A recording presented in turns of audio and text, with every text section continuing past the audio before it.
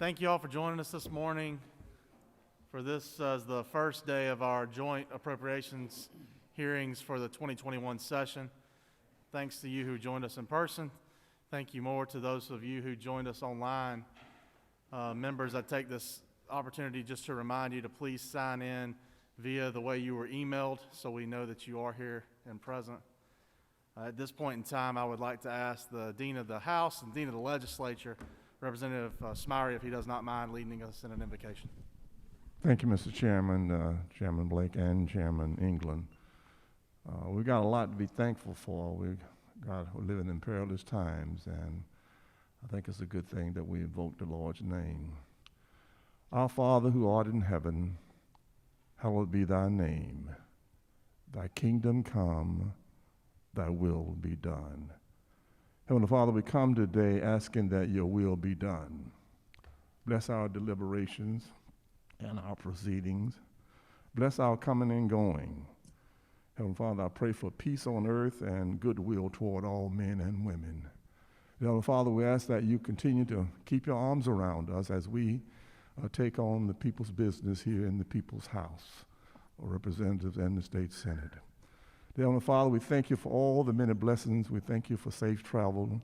We thank you for our coming and our going. So we ask that you continue to be with us as we continue to do our work.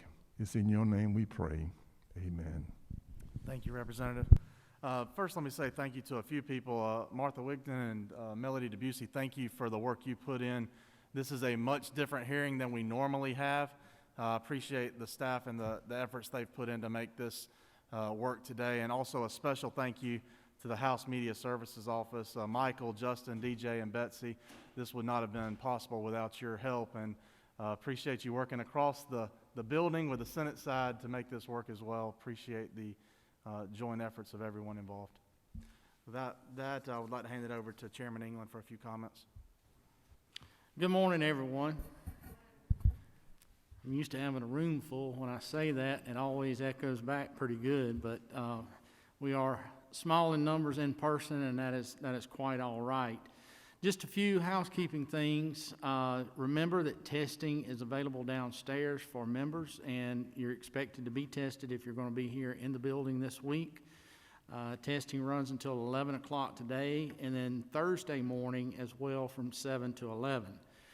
While you're in the room here, we would ask that you would silence your cell phones, because most all the presenters are going to be virtual, so we don't want any interference that would cause us an issue there.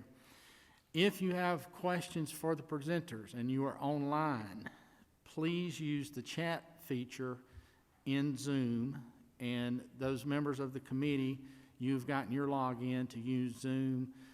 All others watching are using the streaming service, but the members that are logged in, please use the chat feature there to ask any questions. We will take as many questions as we have time for. Doing this format, we don't really have the ability to run long like we have done in the past when we were in person, because folks are of course keyed up and waiting in the holding room on Zoom, so we're going to have to try to stay on schedule as much as possible. The only other thing is that we would just ask for your patience with us as we're using this new format. If we miss your question or somehow mess up something, just overlook that, because all of this is very new to us. We want this to be as open and transparent as possible to the members and to the public. And we would just ask that you would give us a little leeway if we mess something up.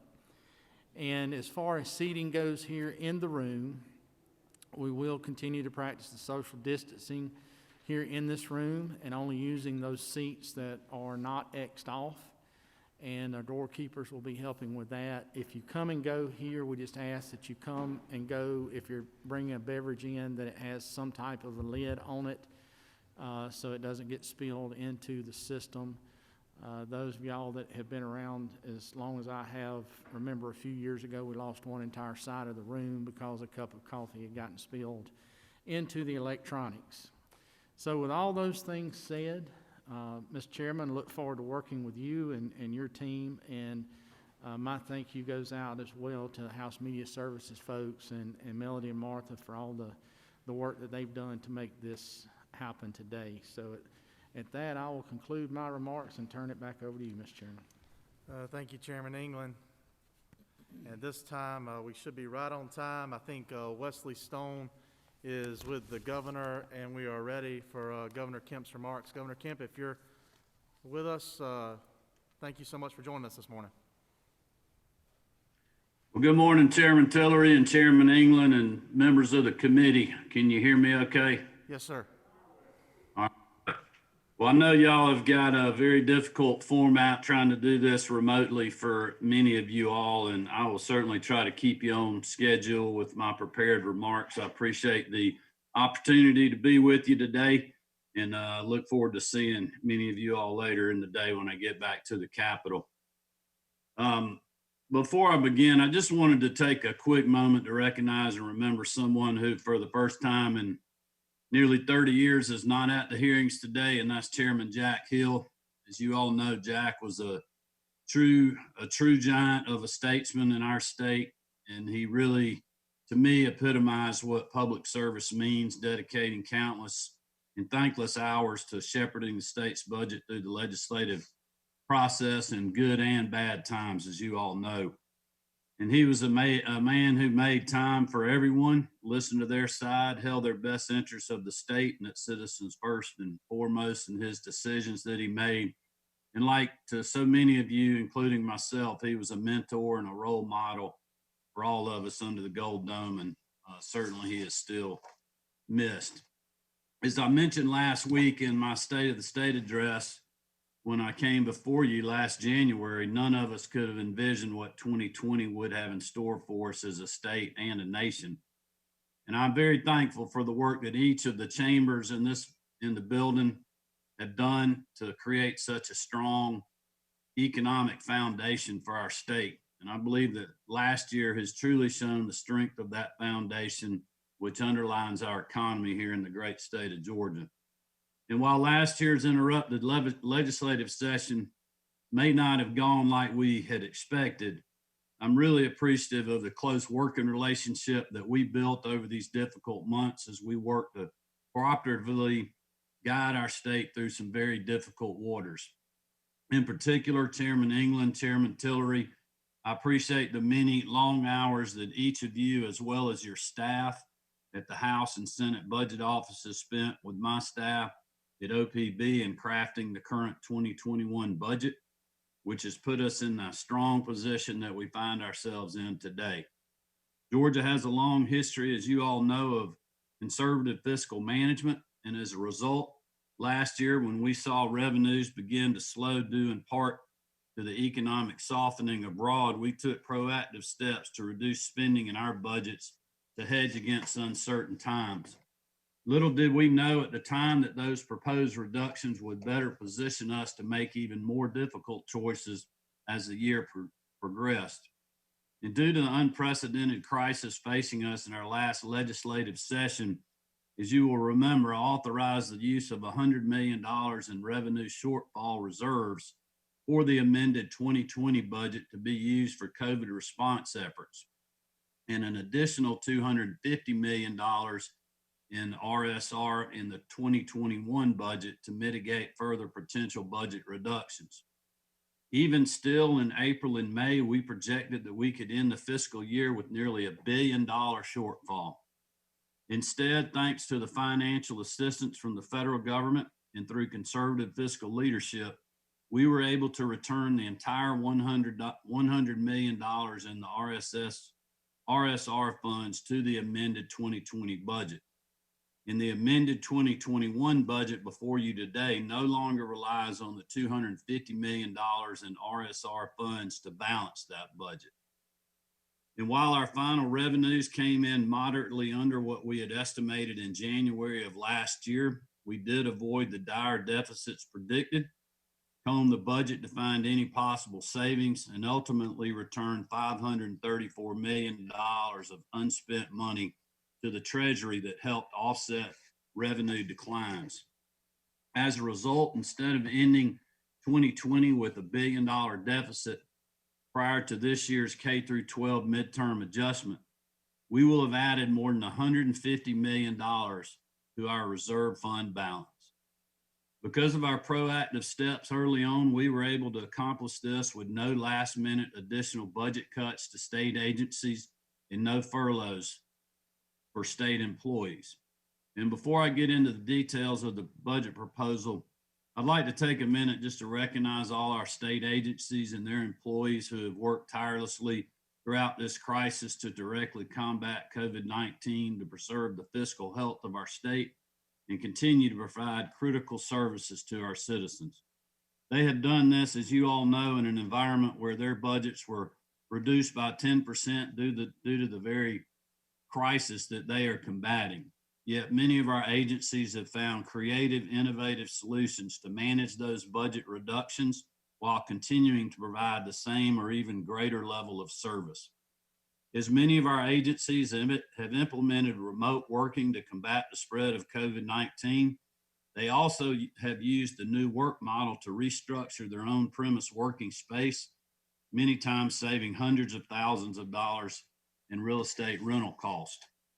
We are fortunate to work among such dedicated public servants, and I'm grateful to them for the work they do each and every day on behalf of the citizens of our great state. As we look ahead to the second half of fiscal year 2021 and the fiscal year 2022, I'm optimistic that the strong economic foundation we have built together will continue to support our robust recovery as we remain the #1 state in which to do business. The budgets before you will help drive that economic recovery by restoring resources to our K-12 and higher education school systems to develop a skilled and labor-ready workforce, continuing to expand and maintain our critical transportation and logistics infrastructure, and providing financial assistance to rural communities to support innovation and economic development in all parts of our state. As you all know, Georgia's greatest strength lies in our people with access to high quality education is essential to equipping them with the foundational skills necessary in a 21st century workforce. Many well-paying career track jobs now require some form of post-secondary education, so we must ensure that our citizens have affordable access to higher education. Due to the uncertain economic conditions during the spring and summer, the original 21 budget did not include funding for enrollment growth for the Board of Regents or the Technical College System of Georgia. Both my amended budget proposal and the FY 2022 budget now fully fund that prior year growth in addition to funding the new enrollment growth for 2022. Doing so ensures that our higher education systems can continue to provide students with the most up-to-date skills that they need to succeed in the workforce today. Due to the success in our university and technical college systems, every student must have a solid educational foundation. And as you all know, that begins in our K through 12 schools. And while the economic uncertainty that we have, along with every other Georgia family, faced last year required making reductions to the budget across the board, funding for education and supporting our state's teachers remains a priority of my administration.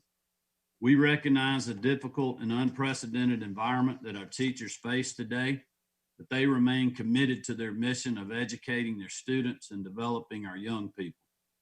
My administration continues to remain committed to them. Therefore, this budget provides more than $647 million in the amended FY 21 and $573 million in FY 22 for K through 12 education, fully funding enrollment growth and holding individual schools harmless in the current fiscal year for any reductions in their enrollment that they have had this school year due to COVID-19. I know that is a concern that I've heard about, and I know you have as well. I'm confident that these restorations, combined with the more than $2.1 billion in assistance our local school systems are estimated to receive through the Federal Education Stabilization Fund, will ensure our teachers and school systems have the resources they need to continue to provide every Georgian with a world-class education, even amidst the challenges of COVID-19. But as our labor-ready workforce is the backbone of our economy, Georgia's expansive transportation network is its lifeblood. Our seaports, rail, highway, and airports allow companies quick and reliable access to both national and international markets, attracting businesses from all over the world to Georgia. Properly maintaining our existing infrastructure while also expanding to meet the future needs of our state is critical to sustaining and accelerating economic growth. My budget adds nearly $200 million in both the amended 21 and FY 2022 budget to the Department of Transportation for roadways, including $38.8 million for the State Road and Tollway Authority, which will enable the authority to leverage more than $500 million in future guaranteed revenue bonds to further expand our toll system and relieve congestion on our busy interstates. The budget also authorizes $110 million in general obligation bonds for transportation, including $100 million to continue working and repairing and replacing bridges, and $10 million to continue upgrading our more than 1,000 miles of short line rail to Class 2, both of which are vital to our manufacturing and agriculture industries, which allows them to quickly move their products to the market. By promoting growth and prosperity in every corner of our state, it's essential for Georgia to keep that is essential to keeping Georgia's economy strong. COVID-19, as you all know, has highlighted both the unique opportunities and challenges of rural Georgia. Many of the economic, medical, technological, and infrastructure-related obstacles facing rural areas are best addressed through targeted, innovative public-private solutions tailored to the specific needs of that individual community, rather than a one-size-fits-all government program. Rural Georgia needs long-term investment that creates sustainable solutions to meet the needs of their communities today and for years to come.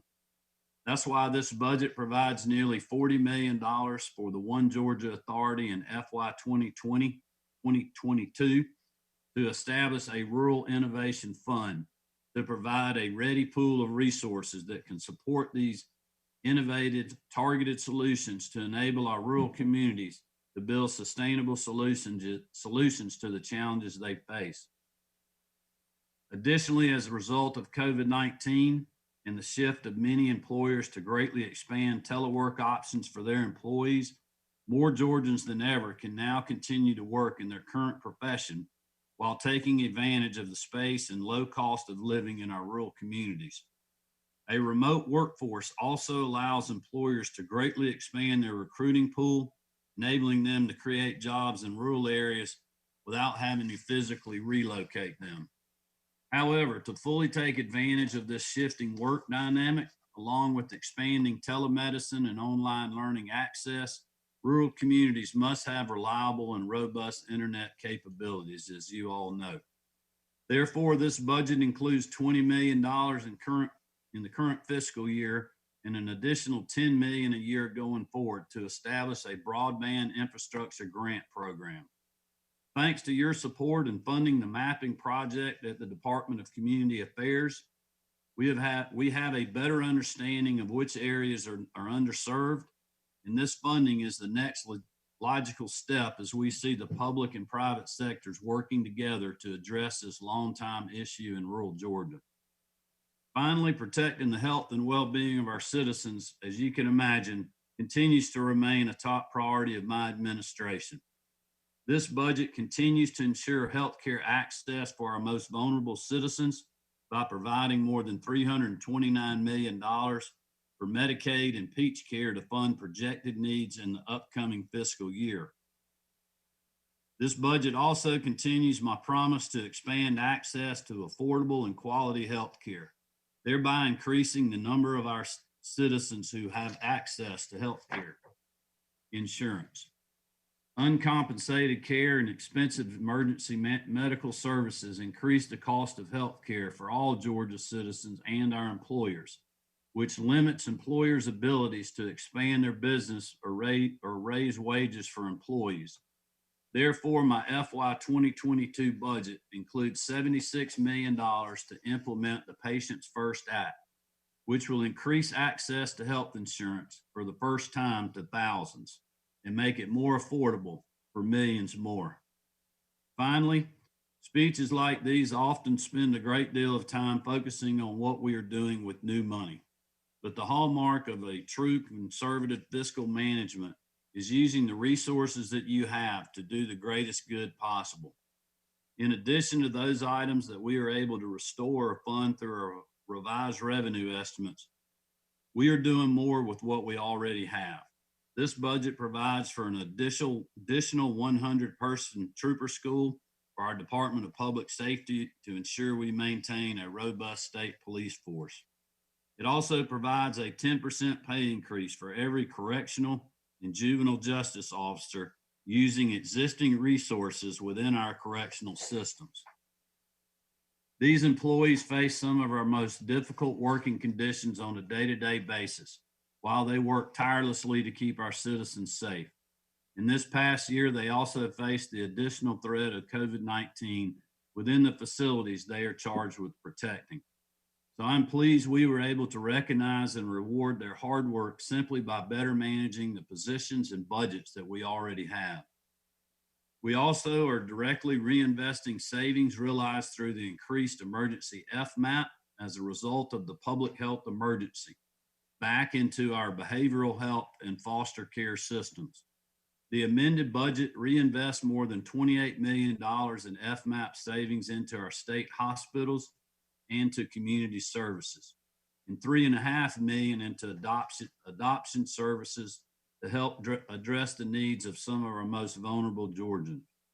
And we are leveraging $20 million within the Department of Transportation to improve freight infrastructure to address efficiency and safety, and for our broadband and rural development initiatives on rural highways, which is crucial to our economic efforts. Again, I'd like to thank you for the opportunity to be here this morning and share some of this great news that I feel is included in these budget proposals. While Georgia, like every other state, has faced unprecedented challenges over the last year, our strong conservative fiscal leadership has positioned our state to emerge from this crisis stronger than ever, with a solid economic foundation that will keep our state moving in the right direction. I want to thank you for your consideration of this budget recommendation, and as always, your continued partnership as we battle and fight COVID-19. Much of our efforts around long-term care facility support, testing, augmenting staffing, vaccine distribution, and school employee supplement funds will be discussed by other agencies in their presentations as part of their distribution of federal funds through the CARES Act and our ongoing partnership at the state level to ultimately win that fight. Again, to both the chairman, the members of the committee, I want to thank you for your time this morning. I look forward to working with you this legislative session as you all do your part and helping balance our budget and bringing that to fruition. I look forward to working with you to continue to keep Georgia safe, strong, and healthy, as well as prosperous in the days ahead. And I again just want to thank you really over the last year for your unprecedented cooperation working with myself and our budget director, Kelly Farr, and the rest of our team as we addressed a very difficult situation in our state, not only medically, but economically. I wish you the best with the rest of your hearings, and I look forward to continuing this conversation. Hope you have a great day, and God bless. Thank you, Governor. Thank you for joining us this morning. We appreciate your time, and I also want to echo, we too appreciate the camaraderie that your office has given us through Director Farr and your CFO to work out some things even before your budget came out. So thank you so much for that. At this time, I kick it over to Chairman England. I want to echo the same to you, Governor, as well. Thank you for the working relationship that we've got with OPB and your office. And Lord willing, we're going to get through this, and know that we pray for you and Miss Marty and the girls every day as well, as all of our leaders. And just thank you so much for being with us this morning. Y'all have a great day. Thank you. All right, so thank you. One other housekeeping note for the members, and I failed to mention it in the beginning there, was that only committee members are going to be allowed to ask questions as we normally do. We have so many committee members between the House and Senate that it's impossible to allow others to ask as well.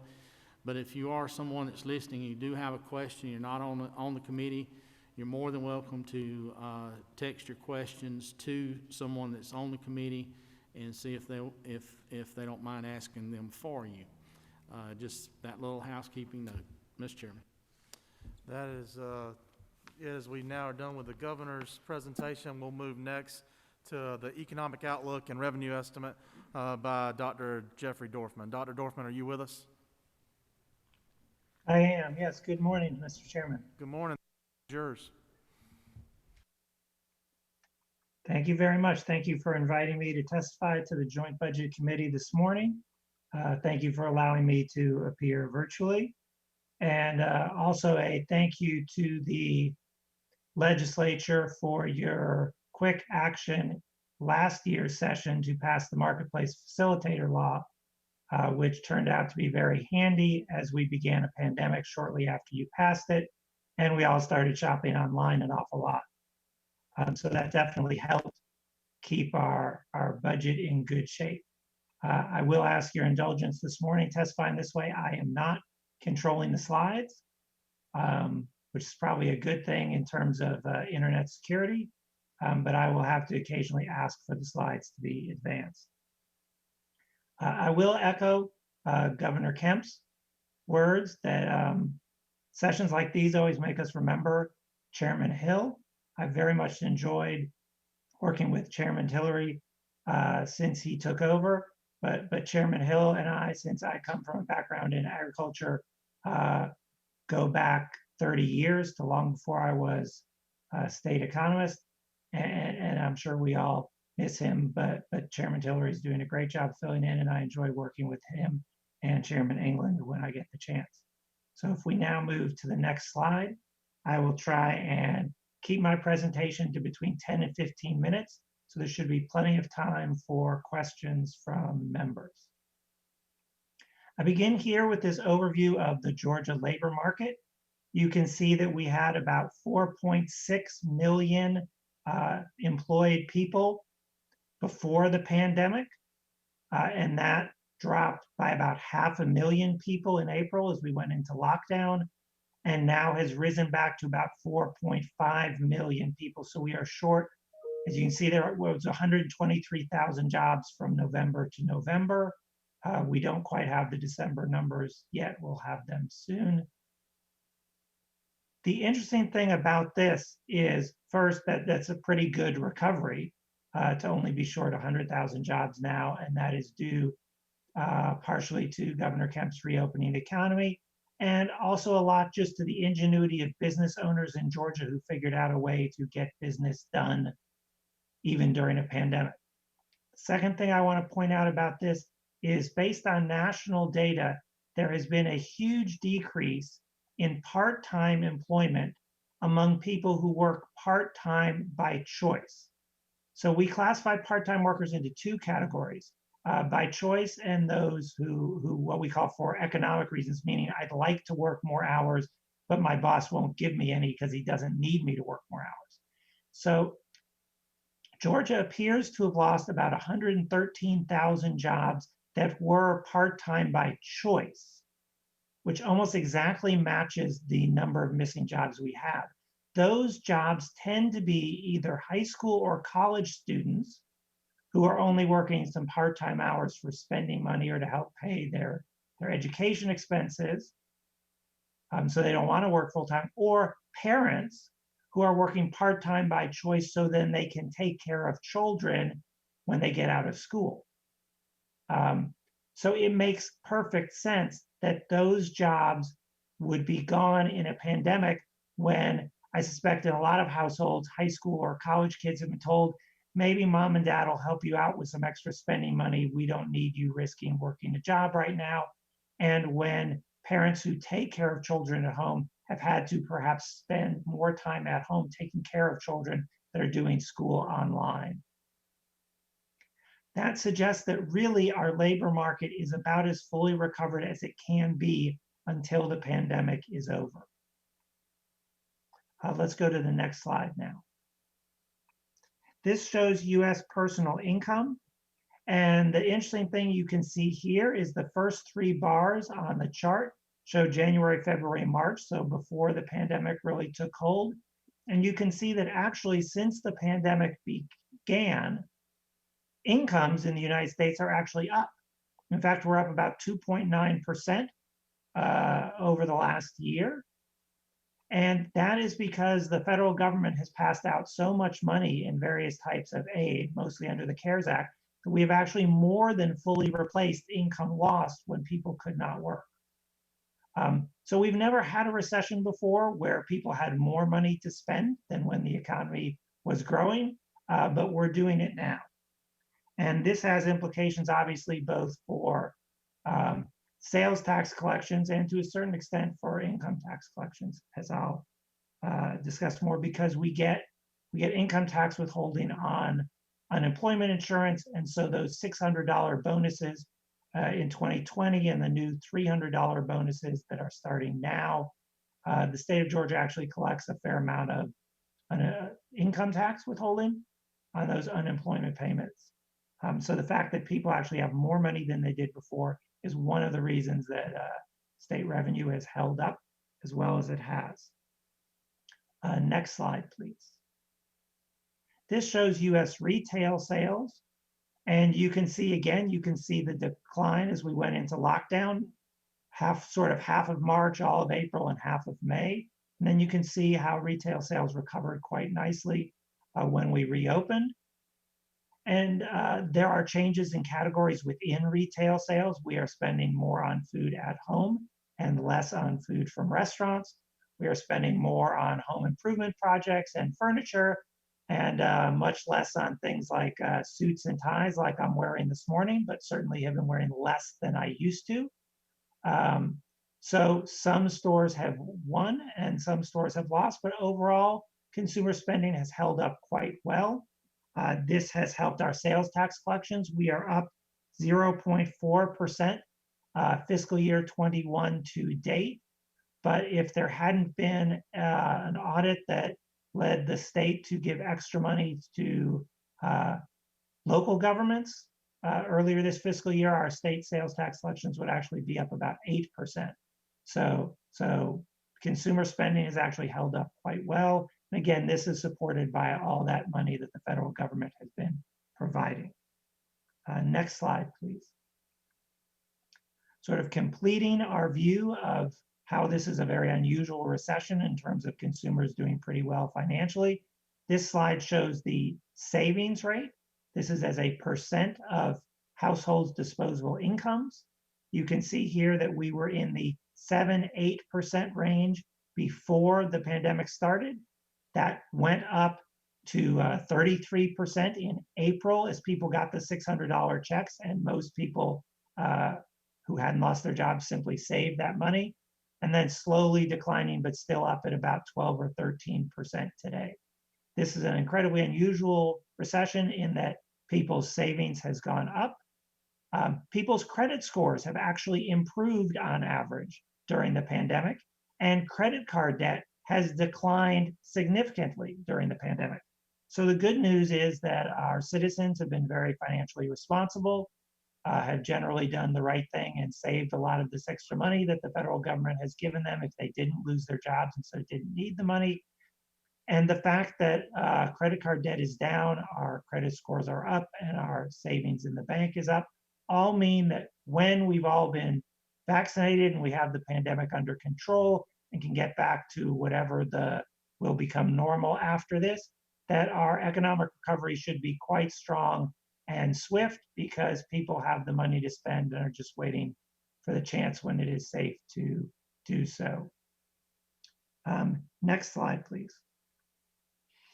We hear a lot about eviction moratoriums and renters not paying and whether there'll be a lot of foreclosures, but this is data on rental income as reported by landlords. And you can see that rental income had a little bit of a dip into May and June. So it doesn't happen right at the start of the pandemic, probably because people used the savings they had at the start of the pandemic to pay their rent initially. But as they started to run out, perhaps while they hadn't gotten the $600 checks or their unemployment insurance bonuses, fell behind a little bit, but it has recovered nicely. What I'm hearing from landlords and in the data is that at the start of the month, there is an increase in people who don't pay on time. But by the end of most months, almost everybody does in fact pay their rent. So I don't expect we're going to have any sort of crisis like we did back in 2007 and 8, where we had lots of foreclosures or lots of problems with renters getting evicted. Again, just another sign that really the economy is doing quite well. If we can just get the virus under control, things will be fine. Next slide, please. Moving beyond sort of current economic conditions to longer term trends, I just want to provide a little caution to the legislature. We in Georgia have gotten quite used to having a very strong economy with revenues growing quickly and just thinking, oh, we'll have an extra billion or billion plus in state revenue collections to add to the budget and spend every year. But we can't count on that in the long run because one of the drivers of our strong revenue growth over the decades has been population growth. Georgia is a great place to live, and a lot of people have moved here. But that has slowed down. You see here, these are decadal population growth. So in the 1980s, Georgia's labor force grew 30%. We were growing almost 3% per year, slowed down a little bit in the 1990s. But you can see the 2000s, the 2010s, and the projections for the 2020s. So that last slide is just, the last bar is just a projection. But we're now down to growing under 1% per year in terms of labor force. Our projection for the next 10 years is that the number of workers in Georgia will grow by 0.8% per year. Population is growing a little faster than the labor force because we are attracting a lot of retirees. But to be richer, we need workers. And so this is just a caution that we may not be able to grow as fast as we did back in the 80s and 90s unless we can convince more people, particularly working age people, to move here. That concludes the presentation part of my testimony today, and I am happy to take any questions that you have. Thank you, Dr. Dorfman. Thank you for your outlook and your picture. I must tell you that you have been a lot more rosy than me, but you've also been a lot more right. So I have to give you credit for that as well. My question is twofold, really two questions in one. The first being, can you explain to us in less than the slide presentation you've already presented why Georgia revenues have held up so well? And then the last part of that would be, when does that joyride end? When do you see that coming to an end? Sure, and thank you for the question. And Director Farr will talk more in his testimony about why we think that revenue has held up so well. But the short answer is that the federal government has passed out a lot of free money, and that has held our sales tax collections up. Withholding on the unemployment benefits has helped hold our income tax collections up. As I pointed out, a lot of the jobs that are lost were part-time jobs, so it wasn't much income lost, and so that also helped state tax collections. And frankly, I think we need to put a lot of credit where it belongs. Business owners in Georgia, small and large, have done a tremendous job at finding ways to still carry out business and keep their businesses operating during a pandemic. You know, whether it's curbside pickups, takeout for restaurants that pivoted and started selling meal kits or ingredients. Just, you know, the ingenuity of Georgia citizens has really helped us. And in terms of, sorry, the second part of your question, in terms of when when we may have to deal with a reckoning. I think the pent-up savings and the coming vaccines will carry us through 2021 for the most part, certainly through fiscal year 21. And that perhaps in the second half of fiscal year 22, we may start to see some fallout of businesses that struggled some during the pandemic, managed to hang on through things like the Paycheck Protection Program. But with with the vaccine under control and federal largesse assumedly coming to an end at some point, we may see some business failures sort of in that second half of fiscal year 22 as we really shake things out and figure out who really survived and who just hung on. Gotcha. We got any questions from the members? Senator Watson. Thank you, Dr. Dorfman. Appreciate that. Just for my education, to help me understand you had said the population growth for workforce is reduced, yet the retirees may be up. So are you suggesting, and this is the meat of the question, does that mean that we have less revenue from the retirees than we do from the workforce? I would think that would be the case, but I just wanted to hear your thoughts on that. Sure, and thank you for the question, Senator. Yes, that's correct. So retirees who move into the state of Georgia, we get some revenue collection for the state through sales tax, but not much else. The legislature has treated retiree income fairly favorably in the past, shall we say. So we don't collect a lot of taxes there, so we're just really getting their consumer spending. Whereas when we have labor force, we are getting income tax and the sales tax, and assumingly they're working for businesses and those businesses are earning profits and paying corporate tax.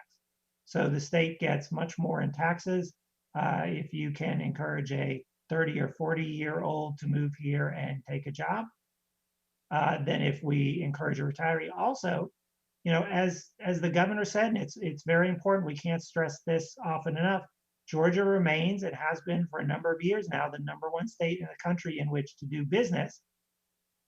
The governor and his team have hardly missed a step during the pandemic. We have continued to attract new businesses to Georgia with announcements pretty much every week about new factories they're going to open, and we can't keep that up if there aren't workers to take those jobs. If all the new companies just have to steal workers from existing Georgia businesses, then those existing businesses need new workers.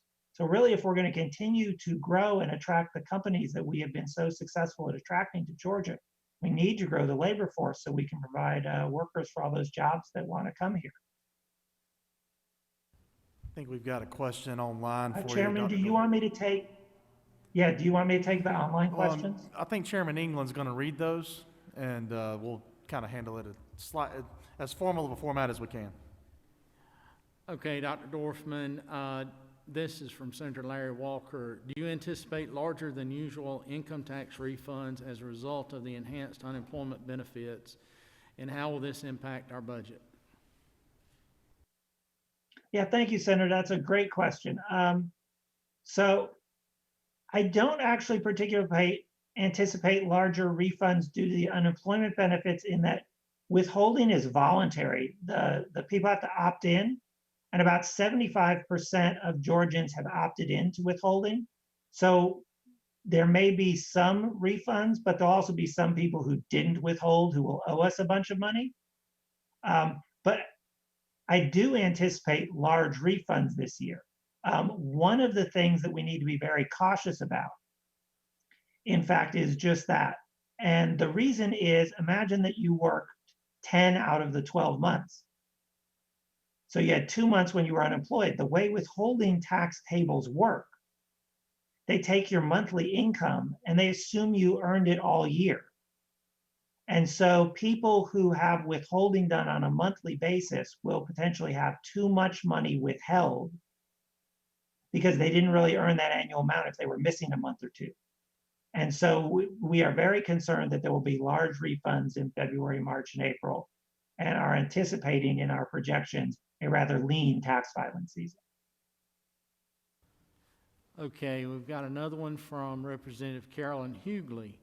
Do you have more information regarding the experience of landlords? Were there any areas that had a more unfavorable experience than others? I guess geographic areas of the state where that played out more so than others.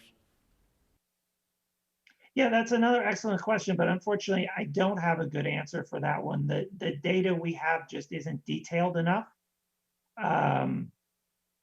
So it's really nothing but anecdotal at that level. I do expect there probably is some of that going on, but for the most part, I think particularly we do have some rental assistance coming in the latest relief package, and I suspect there'll be some more. I think for the most part, we will be okay. There will obviously be some hard luck stories, I'm sure, and already have been some, but I don't think it's going to be terribly widespread. I'm sorry, I can't answer in any more detail. Okay, and from Chairman Robert Dickey, in light of all the positive financial metrics you have shared, why do you say that we are in a recession? Sure, and thank you for that question, Mr. Chairman. It is always great to get a question from a parent of one of my former students. The way economists define recessions is by economic output. And so we have produced less during the pandemic because some businesses have had to remain closed, right? Six Flags is closed. Concerts are closed. We can't have fans in the Mercedes-Benz Stadium or State Farm Arena, or more importantly, obviously, Sanford Stadium. So the fact that some businesses have not been able to operate, a lot of restaurant and bar business is down, hotel business has been down. This reduces GDP. The way economists define this, it doesn't actually matter whether our income is up or down. What matters is how much stuff we produce. So we've had during this pandemic less stuff, but more money. Okay. Representative Roger Bruce is asking, are you aware of new business ideas that have come about as a result of COVID-19? You were kind of alluding to that a little bit ago, some of the adaptions that restaurants and such have made. And his example is 1 year ago, no one knew about Zoom. Are there any other things that you've noticed pop up that are in that category that we didn't know about 12 months ago? Sure, I think we've seen an increase in online educational offerings. We've seen fitness studios, gyms essentially go online. I mean, it's not just Peloton and fancy, expensive things like that. But I know a local gym here in Athens that did a lot of personal training, that closed their gym and now has launched an online training service where you pay a monthly subscription.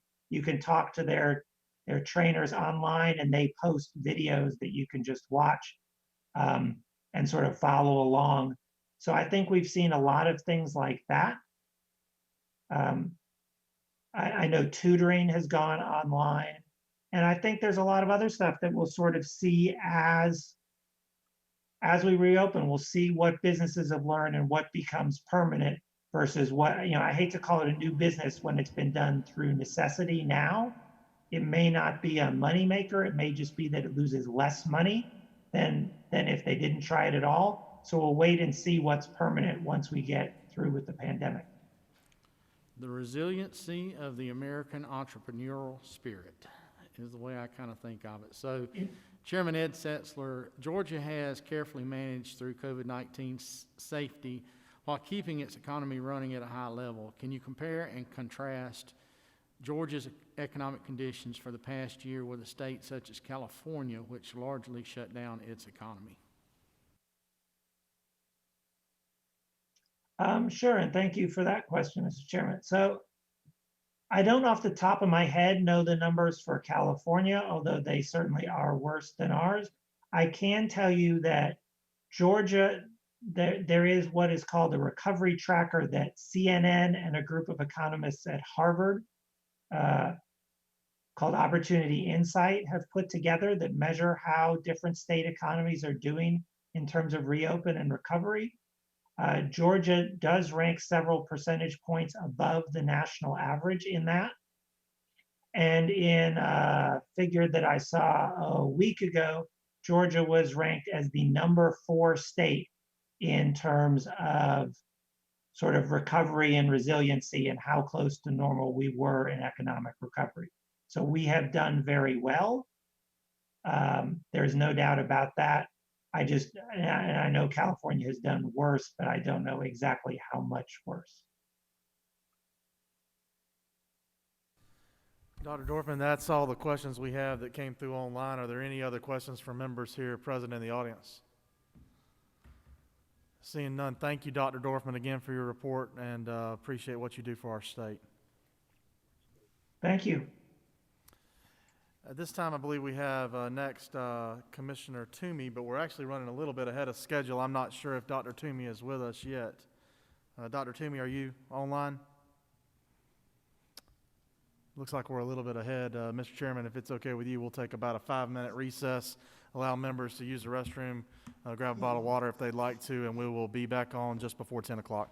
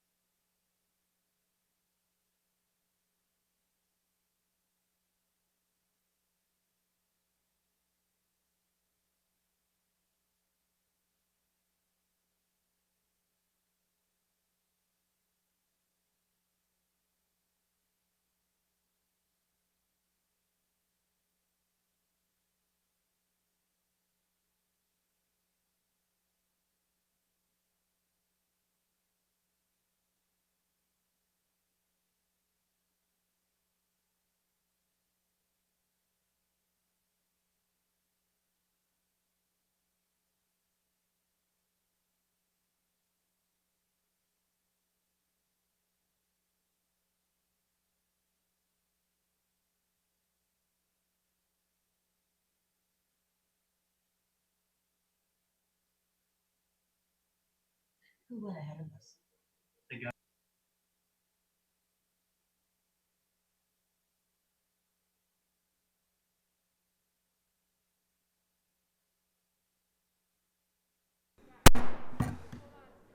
Okay.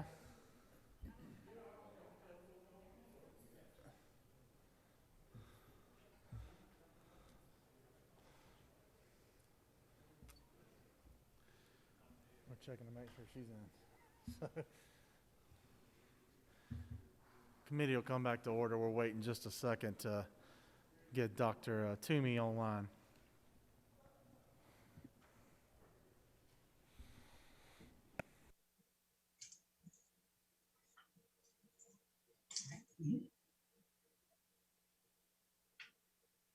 Good morning. Is this a good time to begin? Hey, I think we've got you online now. Dr. Toomey, thank you so much for joining us this morning. The floor is yours now.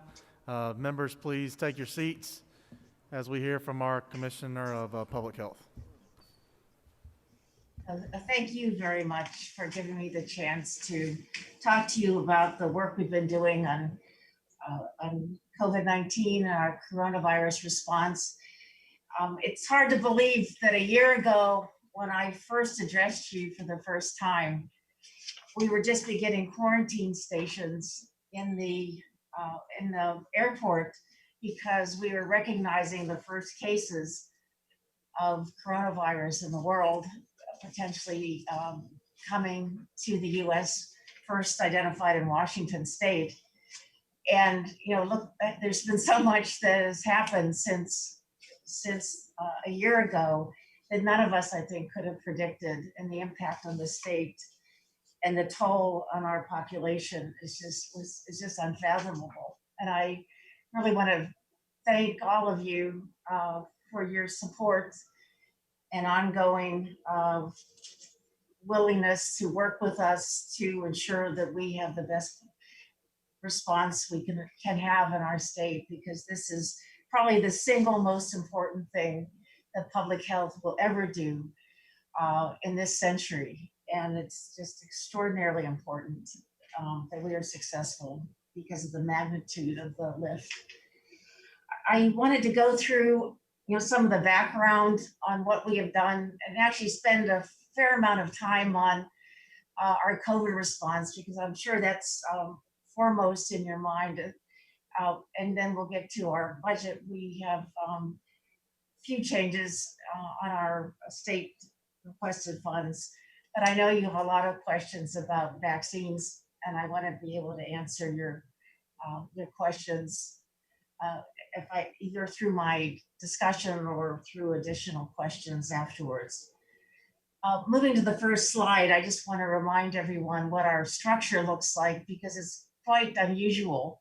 This is not a typical structure of public health in states. Many states have county health departments that are directly connected to the state health department. Our state office is directly connected to district offices with district health directors, physicians who work directly for me. So there are 18 physicians that report to me, district health directors, but 159 independent boards of health that report to the health director, who serves as the CEO. So there's this ambiguity around kind of direct control of the county health departments. And so I think there has been some discussion about has that had an impact on what we've done. And I really am very proud to say that we have been working very diligently to ensure that we are working as a unified team as best we can, despite the fact that not only is the structure not completely conducive to a unified command system, but also that every district is different. They have different IT capacities, they have different needs and opportunities for their populations they serve. Certainly Metro Atlanta is very, very different than North Georgia or Waycross area. But yet within that framework, we have never worked so closely together with the health directors.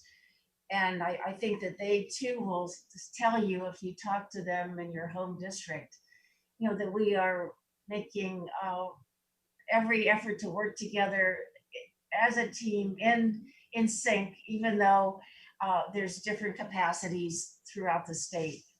I know there's a lot of question about scheduling, for example. That's something that we've recognized that it was left to the districts and for testing.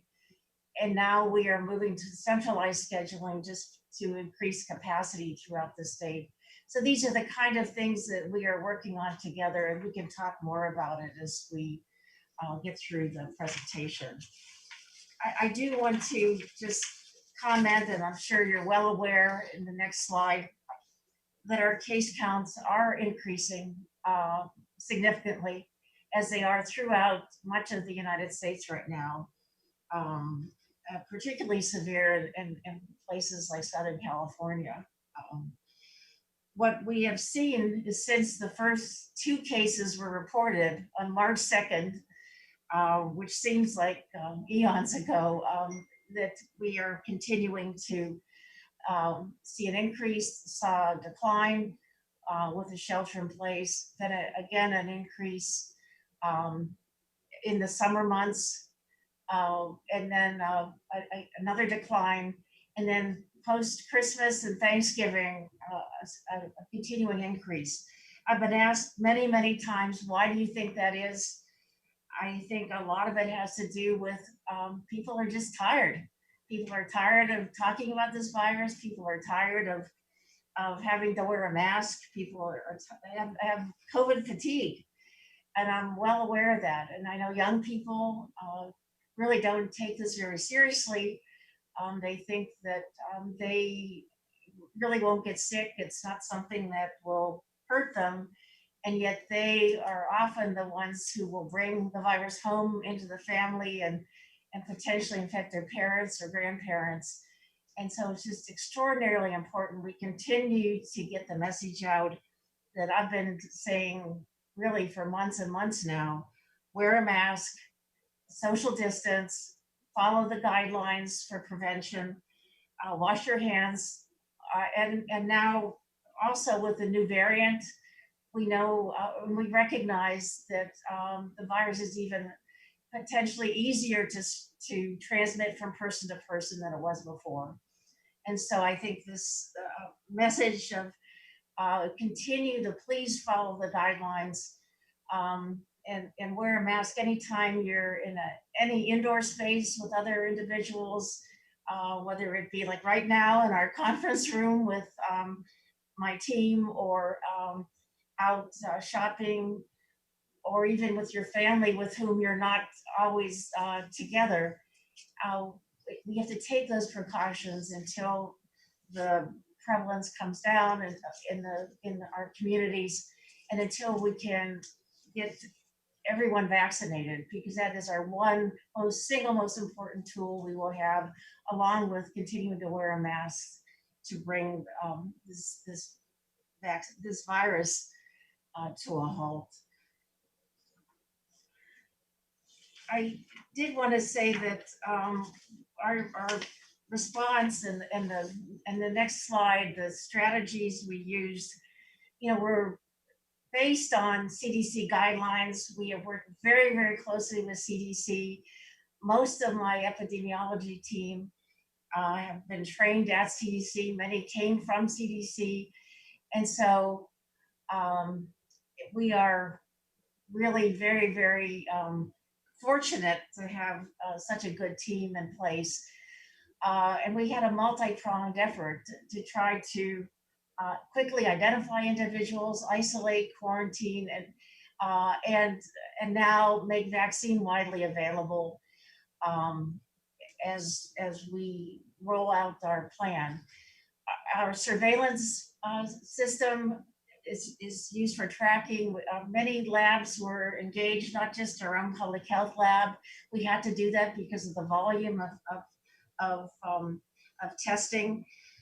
We had at one point 188 test sites that were up and run by public health, in addition to any private sector facilities, and they have had sites as well. And so to be able to do that, the magnitude of that testing, we had to partner with private laboratories and private sector companies for that testing, and are continuing to work closely with all of our hospital partners and other primary care partners to be able to get the information from testing, because there's additional testing throughout the state, including antigen tests. I'm looking right now at our COVID dashboard. I urge you to look at that daily if you're interested in just seeing the day-to-day change. Although I think the trends are more important than just a day-to-day jump in numbers, because that can reflect more the number of tests being done and reported. We had to work to develop a way to have the outside laboratories, including from some of the urgent care centers, whether it's Piedmont or Peachtree or any of the places that are doing antigen testing, as well as the more kind of traditional PCR tests, to be able to report electronically to our laboratory. And all those systems had to be built and developed to be able to function smoothly. And I think at this point, I'll say, and I'll be saying again as we talk about vaccination, the systems we had in place for disease surveillance were state of the art. We really felt strongly that we had and had one of the best surveillance systems in the country. It was developed about 10 or more years ago. It was a software that had been developed in-house and really worked for us. It was never designed for hundreds of thousands of cases. And so, like many things, that work beautifully for tracking 80 cases of Legionella disease in an outbreak, or 18 cases of measles as we had last year, it was not able to easily track and continue to monitor what has now become almost 700,000 cases of COVID. And that's just the confirmed cases. That doesn't count the additional probable cases that are antigen positive. And so that's my first example of how the infrastructure of public health was just not designed for this kind of response. And we have had to use federal dollars and working with foundations as well to try to enhance the ability to continue to collect this data and report this data in the most timely and efficient and accurate way. We talked a little bit about testing, moving on, and our specimen collection points. We have a little fewer number now because we're redirecting some of our efforts to vaccination, but that is continuing because many people find our test sites easier to use in some of the private facilities. Contact tracing was an important component of our response, and early on was probably the primary way we were identifying individuals and trying to stop the spread of disease. This was something that is a key part of disease prevention for many respiratory diseases, including tuberculosis. But because of the magnitude of this, we actually had to ramp up with 1,500 case investigators and contact tracers over a matter of a few months. And I have to say, I have never seen a state government, and particularly public health, be able to respond so quickly and so efficiently to bring these individuals on board and deployed throughout the state to be able to do that. It's harder to do contact tracing when the numbers are as high as they are now, but right now, with the emergence of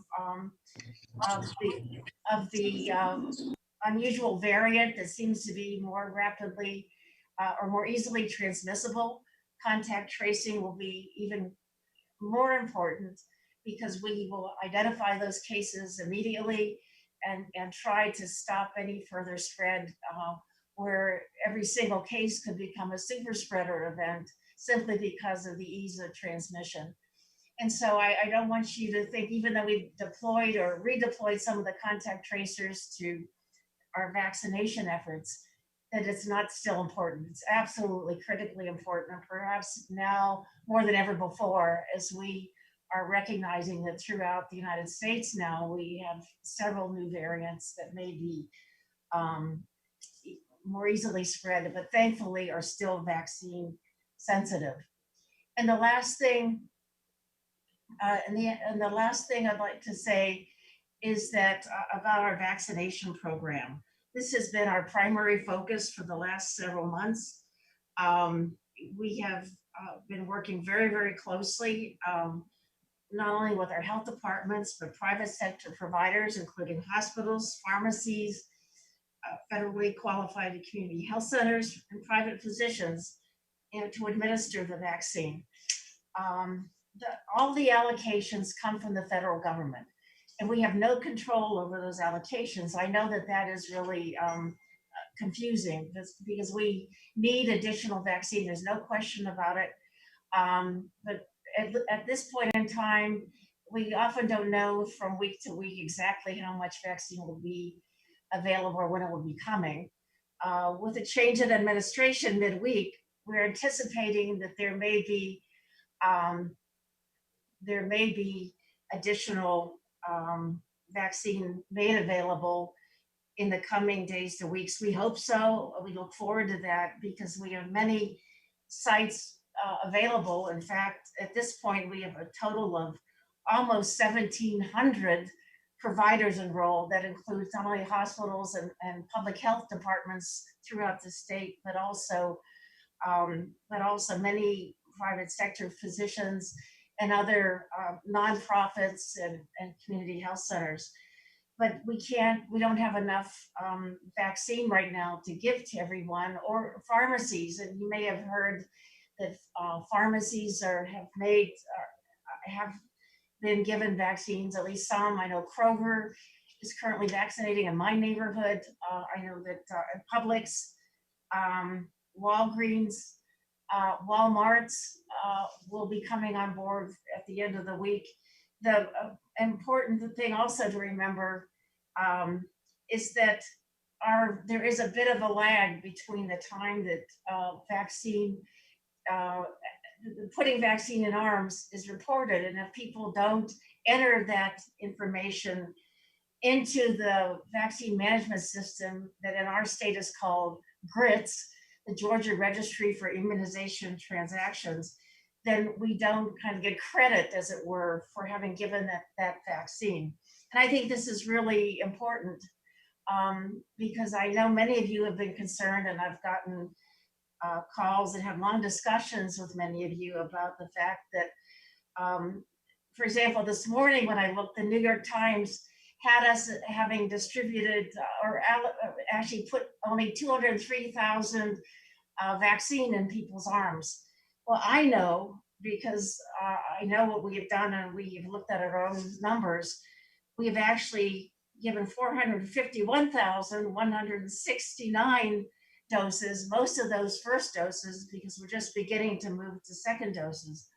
So there is some challenge there with how the vaccinations are being counted. We recognize that our immunization registry was not being utilized by all providers appropriately or accurately. We have developed strike teams to help the providers do that, and even help them fill in the additional information. We also have actually reached out for volunteers through Serve Georgia, but also through the med schools, pharmacy schools, and nursing schools to get student volunteers. And many of our vaccination sites have actually been staffed by these students who have just done an amazing job. And it's an extraordinary opportunity to be part of what is, we hope, a once in a lifetime pandemic and making us successful. The other thing that also isn't well recognized is that 95% of our long-term care facilities actually enrolled in a program where Walgreens and CVS vaccinated both the facilities, the residents, as well as the staff there. And as we had initially rolled out following the CDC guidelines from the immunization practice advisory board, we put long-term care facilities and healthcare workers as our top priority. And so some of our vaccine that was allocated to us was in a sense kind of taken off the top and given to CVS and Walgreens for the long-term care facilities. They're almost done, I understand, with that process. And so those allocations won't be taken for the long-term care facilities. And I'm pleased that so many of our residents have gotten vaccinated. But the other point I wanted to make, just for your information, is that in that initial phase, we had tremendous uptake in the long-term care facility residents, but very little, relatively little, 25 to 30%, only 25 to 30% of the staff themselves. And that was the same was true in many of our rural hospitals, both in North and South Georgia. Well, here in the metro area, there was a tremendous demand among healthcare workers for the vaccine. We have very little uptake, and probably closer to 30% only accepted the vaccine. Having said that, we made the decision, and I think it was the right one, to open up the vaccine process to a broader group of individuals that is 65 and under. But in doing so, have an additional almost 1.5 million or more individuals eligible. And so there's been, I know, a tremendous frustration that it's difficult to make an appointment. And that's one of the reasons why we're in the process of rolling out that central scheduling to assist, as well as set up mass vaccination facilities across the state, which we think will help, literally vaccinating thousands of people in a single facility rather than hundreds, as we are doing now currently through various providers. And we're in discussion today, actually shortly after this, to begin to do that fairly quickly. But once again, I just have to say that we have to remember that our allocation is what limits us from doing that, or we would do this everywhere very, very quickly. We have the staff, we have the volunteers, we recognize the infrastructure. We just don't have sufficient vaccine to be able to do all that we would like to do. And so I do want to also make a comment that I know when I talked to Senator Burke, I think he was, I explained that the CDC website isn't accurate, and I don't want to be defensive about that. Somehow there's we've done more than CDC is reporting. Right now, I have a team working with the CDC folks to figure out what that is. But also, just a comparison state to state is a little, I think, misleading, because states are so different. Our population is almost 11 million. A place like West Virginia, where I grew up, there's not even 2 million people. And we don't have, and there's different issues about vaccine uptake and even who is being vaccinated. And so everything is not identical. You're not comparing, as it were, apples to apples. And I think the more important measure for us is looking at how well we are progressing with the vaccine numbers. But also, and I totally agree with the many of you that I've talked with, the ease of making an appointment. We are we recognize that's been a problem. We are working hard to ensure that we get that central vaccination mechanism in place to ease that up, even as the various districts have put in place an appointment system that worked fine for testing, but for the demand of this is so much greater than it ever was for testing that we found we have to look to another option, and we will get there in the next couple of weeks, if not sooner. I also wanted to, on the next slide, just remind everyone that we have 2 vaccines, and the other thing that to bear in mind is that Pfizer and Moderna are different only in that they require different handling. The Pfizer requires -90 freezers. The Moderna doesn't need to be as kept as cold. It still requires freezing, but not deep cold. And yet we were informed last night that 800 doses of Moderna arrived thawed out. And so you are aware that we are not doing the logistics of the transport. This is all done by CDC and or Pfizer directly. You know, we tell them where to send it, but we're not deploying state patrol to to move the vaccine or keep it cold. This is Pfizer and Moderna. And the Moderna is through the CDC, the vaccine program.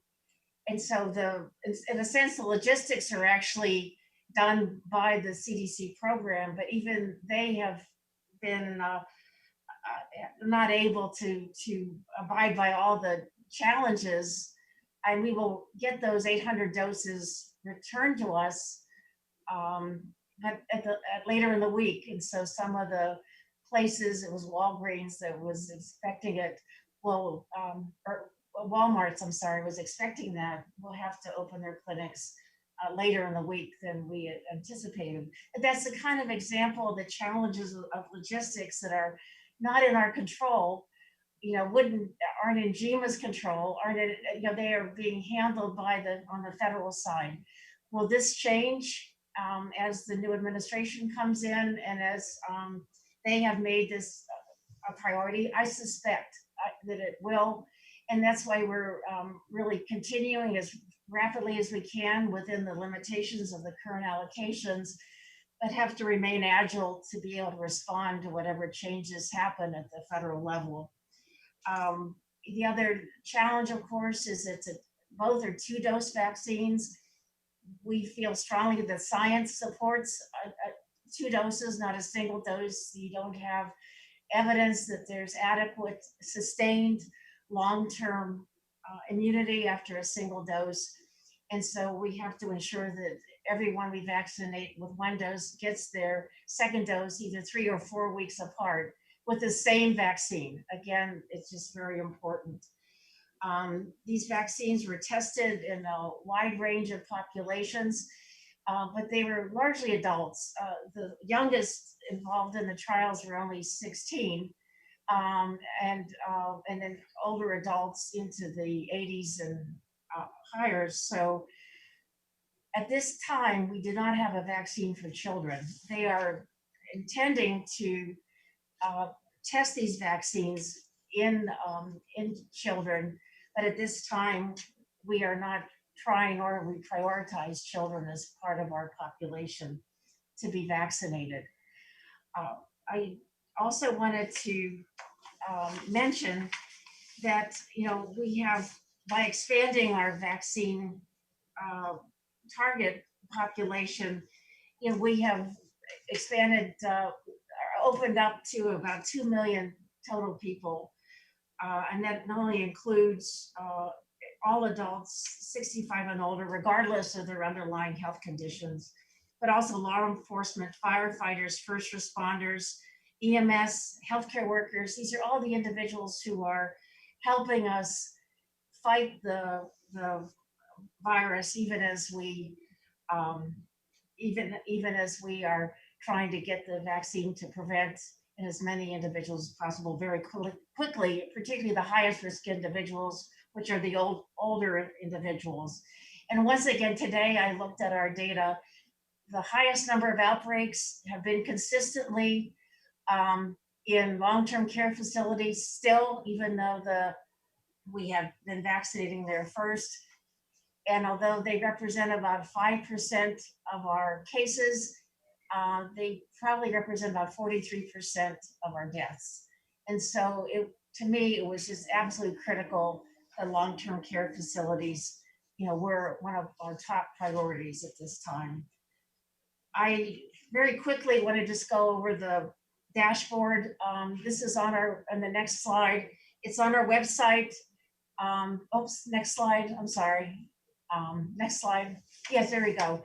And this is constantly, this is updated once a day, but it's already out of date because we know that our vaccines administered as of 8 o'clock this morning were over 451,000.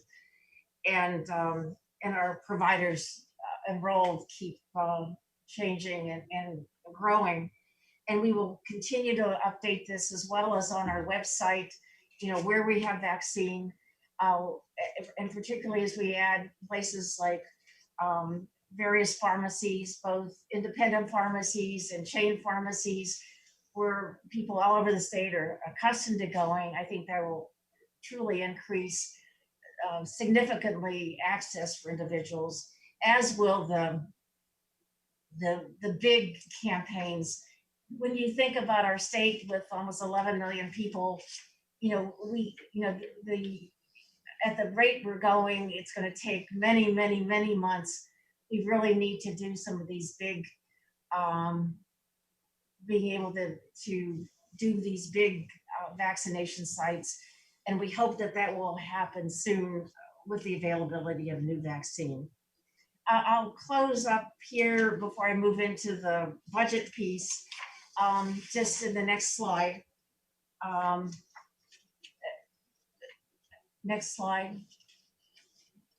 Yeah, I really like this slide because some of you may be as old as me, and I remember a mass vaccination campaign, but it was polio, and it was in the 50s, and I remembered us all lining up to get our shots, and we didn't have the same kind of concerns, I think, about the vaccine at that time. It was really almost jubilation because we knew so many people who had polio. We experienced not being able to swim in the local lake during the summer because of concerns of polio, and luminaries like Elvis Presley at the time were our heroes by getting vaccinated on camera. I hope that when you all get vaccinated on camera too, that you'll share your experience with family and friends and your patients. And because I think that it's important for Georgians to see that you believe in this vaccine, that it's safe, it's effective, and that it's the one way we have to stop this virus in Georgia. It's just incredibly important. I also wanted to say that we will be rolling out into additional facilities and additional vaccine population as we get additional vaccine, as we move further along in that, in our effort. There's questions that keep popping up, but I'm getting distracted because I want to answer your questions, but I don't want to lose where I am in the, and the answer to Senator Walker is yes, we have used 50% of our vaccines. Some of that is sitting in Walgreens and CVS waiting to finish up the long-term care facilities. So they have, they get their allocation that counts against us and it's there. But also many providers, including for our big mass vaccination campaigns, we don't want to set up appointments or start to finish planning until we have that vaccine in hand. And so most of those doses are actually already allocated. And there's a plan for them. It's either a big event or appointments, and some of our smaller health departments are booked out till March. And so it looks like we've only used half, but that other half isn't sitting somewhere. It's sitting because it's going to be used in the next days ahead. So I want to reassure you that optic of vaccines sitting in freezers is not what's happening right now. In fact, it's just an incredible push to get the vaccine very, very quickly. And once again, you know, your leadership in getting vaccinated when your time comes will be, I think, so important that we can encourage many of our, including our healthcare workers that didn't want to be vaccinated, to now take the vaccine, even as they are continuing to be at risk by working in hospitals or long-term care facilities.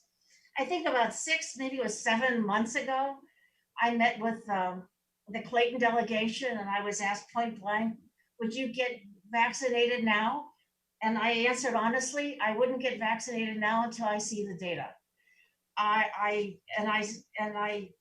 want to make it very clear. I've looked at the data. I've actually gone on the FDA website. The data are just extraordinary. I mean, the fact that the federal government was able to develop, and the private sector, because Pfizer did this independently of the government, was able to develop a vaccine that is so effective, so quickly, and is safe, is actually a medical miracle. And so I wouldn't say that it's safe and effective if I didn't believe it, and I've gotten it myself, and I am absolutely relieved to be able to say that, because I think all of us are worried about that. Now, all of you and your constituents want to be vaccinated too, and so our top priority right now is to ensure that that happens.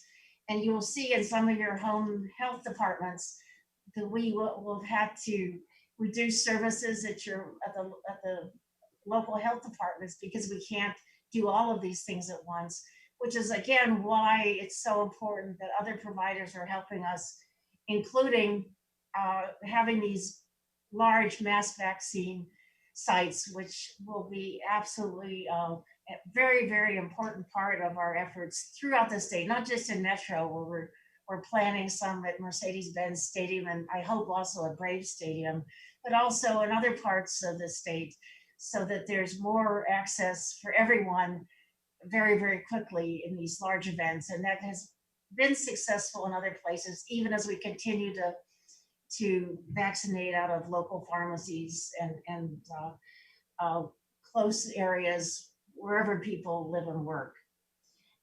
That probably, I just want to leave before we move on. We have been able to bring on a lot of additional staff to help, and will continue to do so, as well as the volunteers through Serve Georgia. Please, if your constituents ask about how can they help, have them volunteer through Serve Georgia. They're helping us with a lot of the activities, including filling out some of the paperwork that's required. But we also are asking National Guard to help us in some of the logistics and some of the, and already they are helping with some of our sites, and also continuing to help us with our testing sites. And that's been an important partnership for us. But I think a real shout out to the private sector medical community, who has just been extraordinary to work with and continue to be part of our efforts.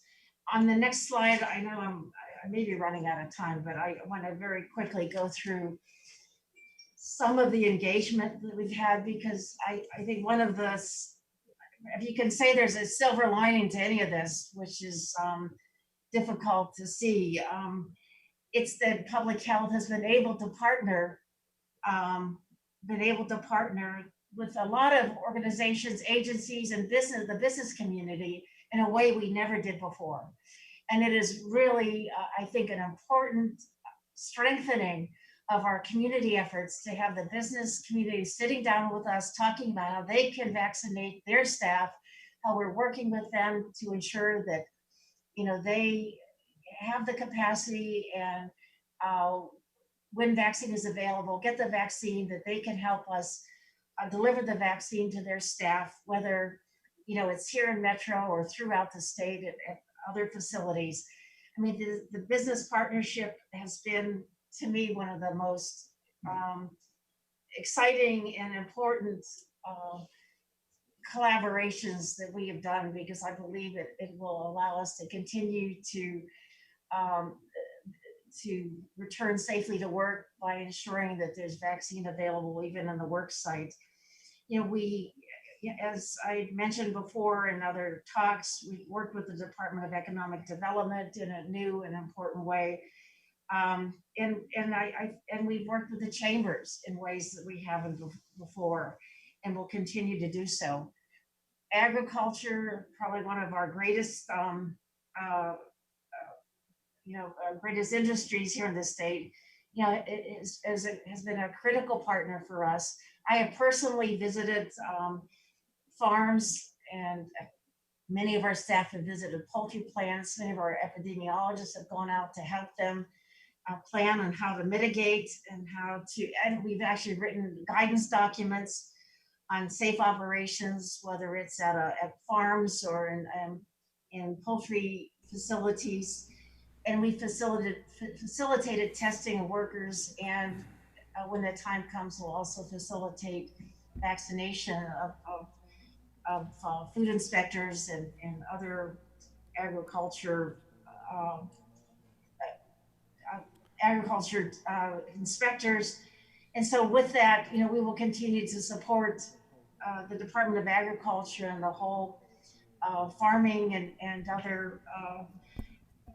other industries related to agriculture, because I think that's been, again, a partnership that we hadn't developed before and will continue to be important in the months ahead.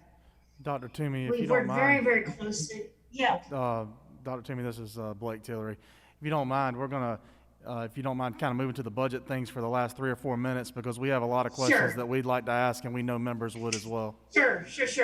Okay, so nearly everything I've said has been federally funded. And there's been some funding coming out of the Corona Relief Fund, and some of that is still pending. But most of what you've seen here, both for the testing, for the payment of the laboratory, as well as, next slide, by the way, as well as for the vaccine, is coming from federal dollars, as well as our public health response grant, which paid for quarantine facilities throughout the state, including at the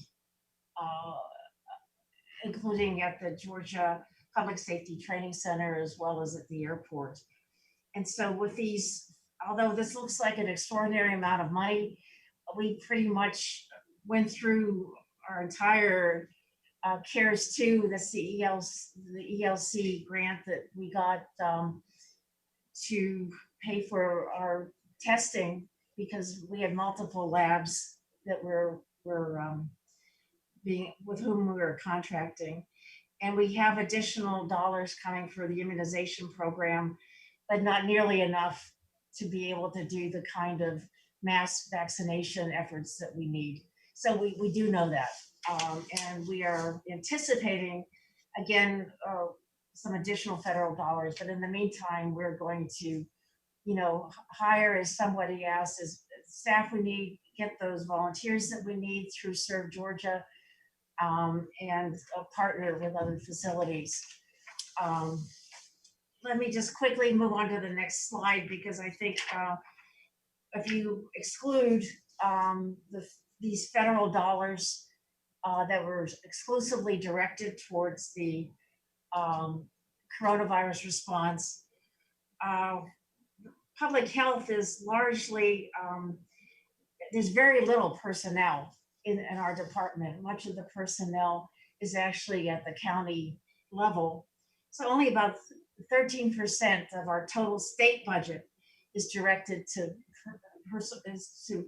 actually staff. Most of our budget, 65% or more, is to direct services. The contractual services include things like HIV care and operating expenses. So the 690 million plus budget, state budget, is more than 65% direct services or contracts for direct services. And if you look by funding source in the next slide, and this again doesn't include the new federal dollars that were used for the federal corona response. The good news and bad news is that we get a considerable amount of federal funds. Almost 60% of our budget is federally funded, with almost 40% of our state general funds making up the remaining bulk of our budget. More than 50 or about 50% of the state general funds go to grant and aid to counties. I think that's important because that means that those funds are going to the local areas to continue the work of the health departments in the 159 counties. The other thing to bear in mind when you're looking at the federal funds is these federal funds often require some degree of state match.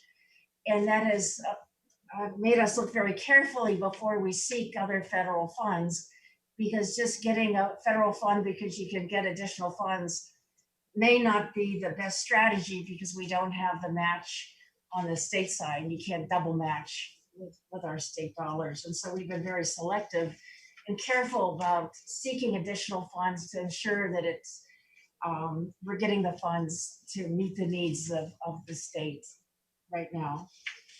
Just very quickly, if you look at the actual budget recommendations, there's next slide, I'm sorry.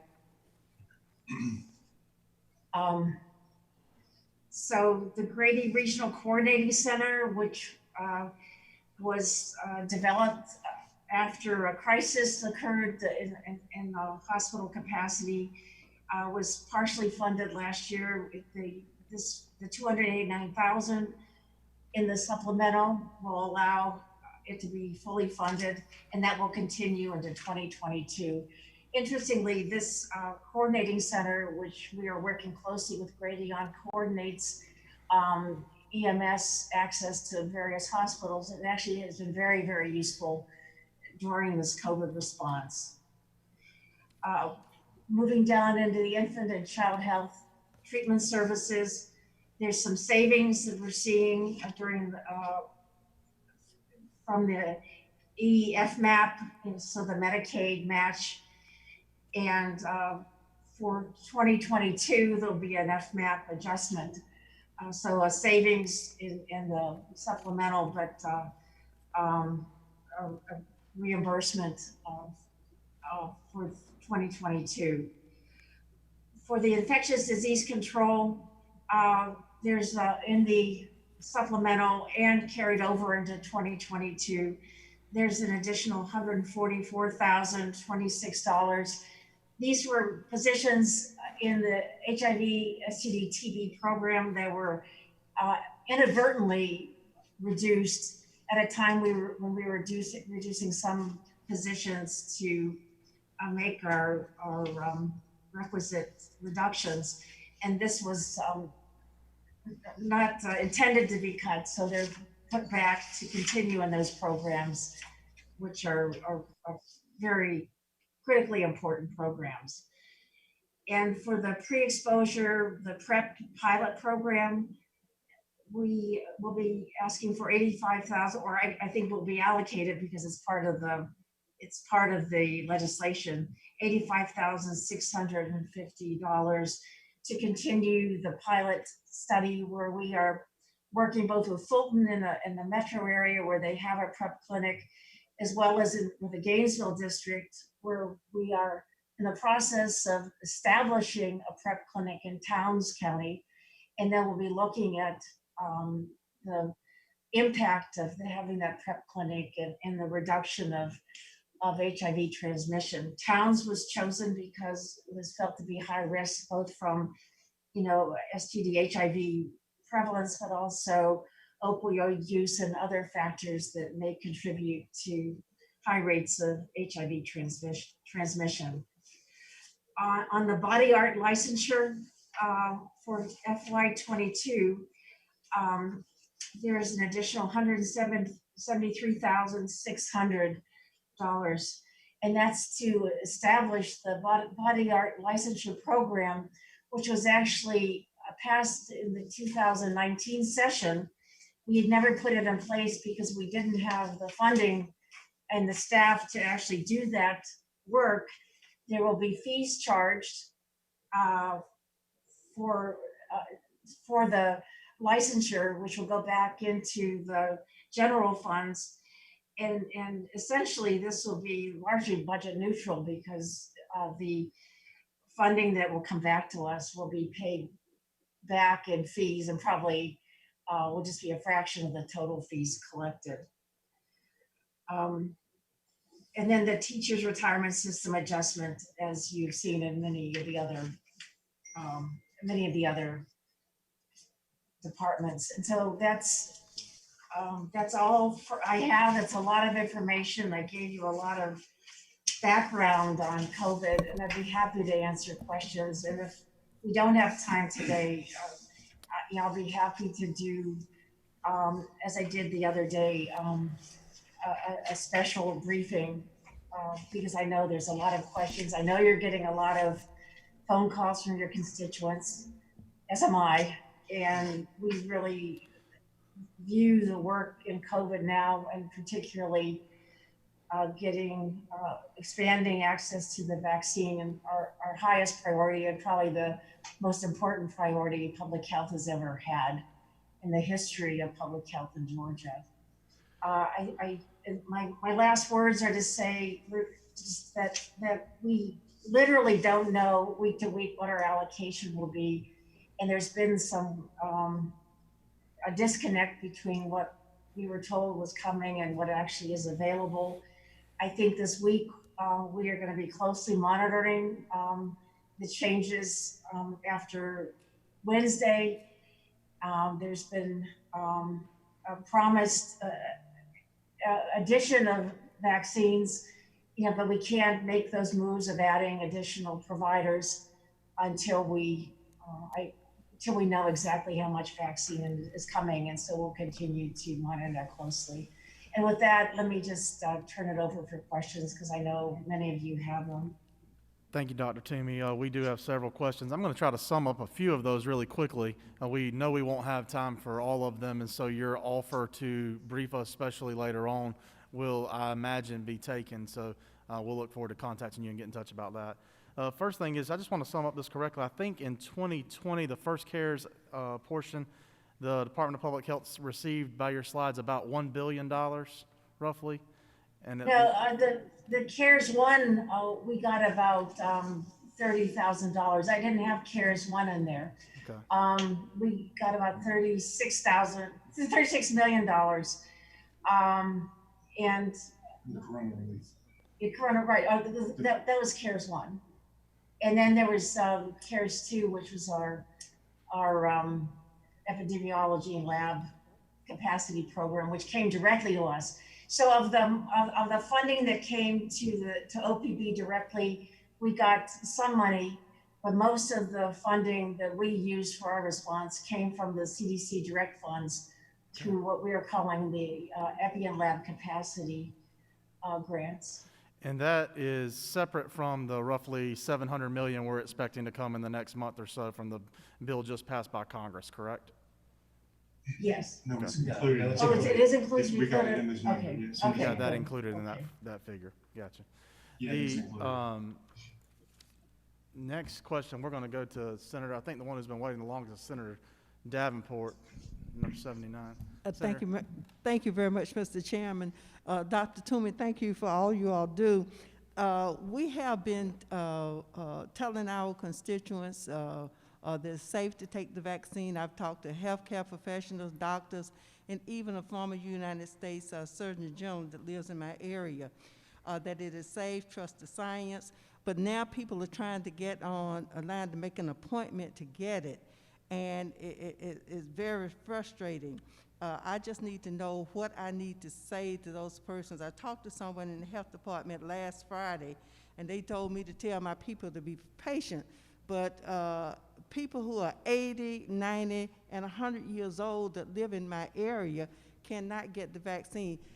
And I know you're saying that you will have mass vaccine sites soon. Will that be next week or the following week, or will it be the middle of February?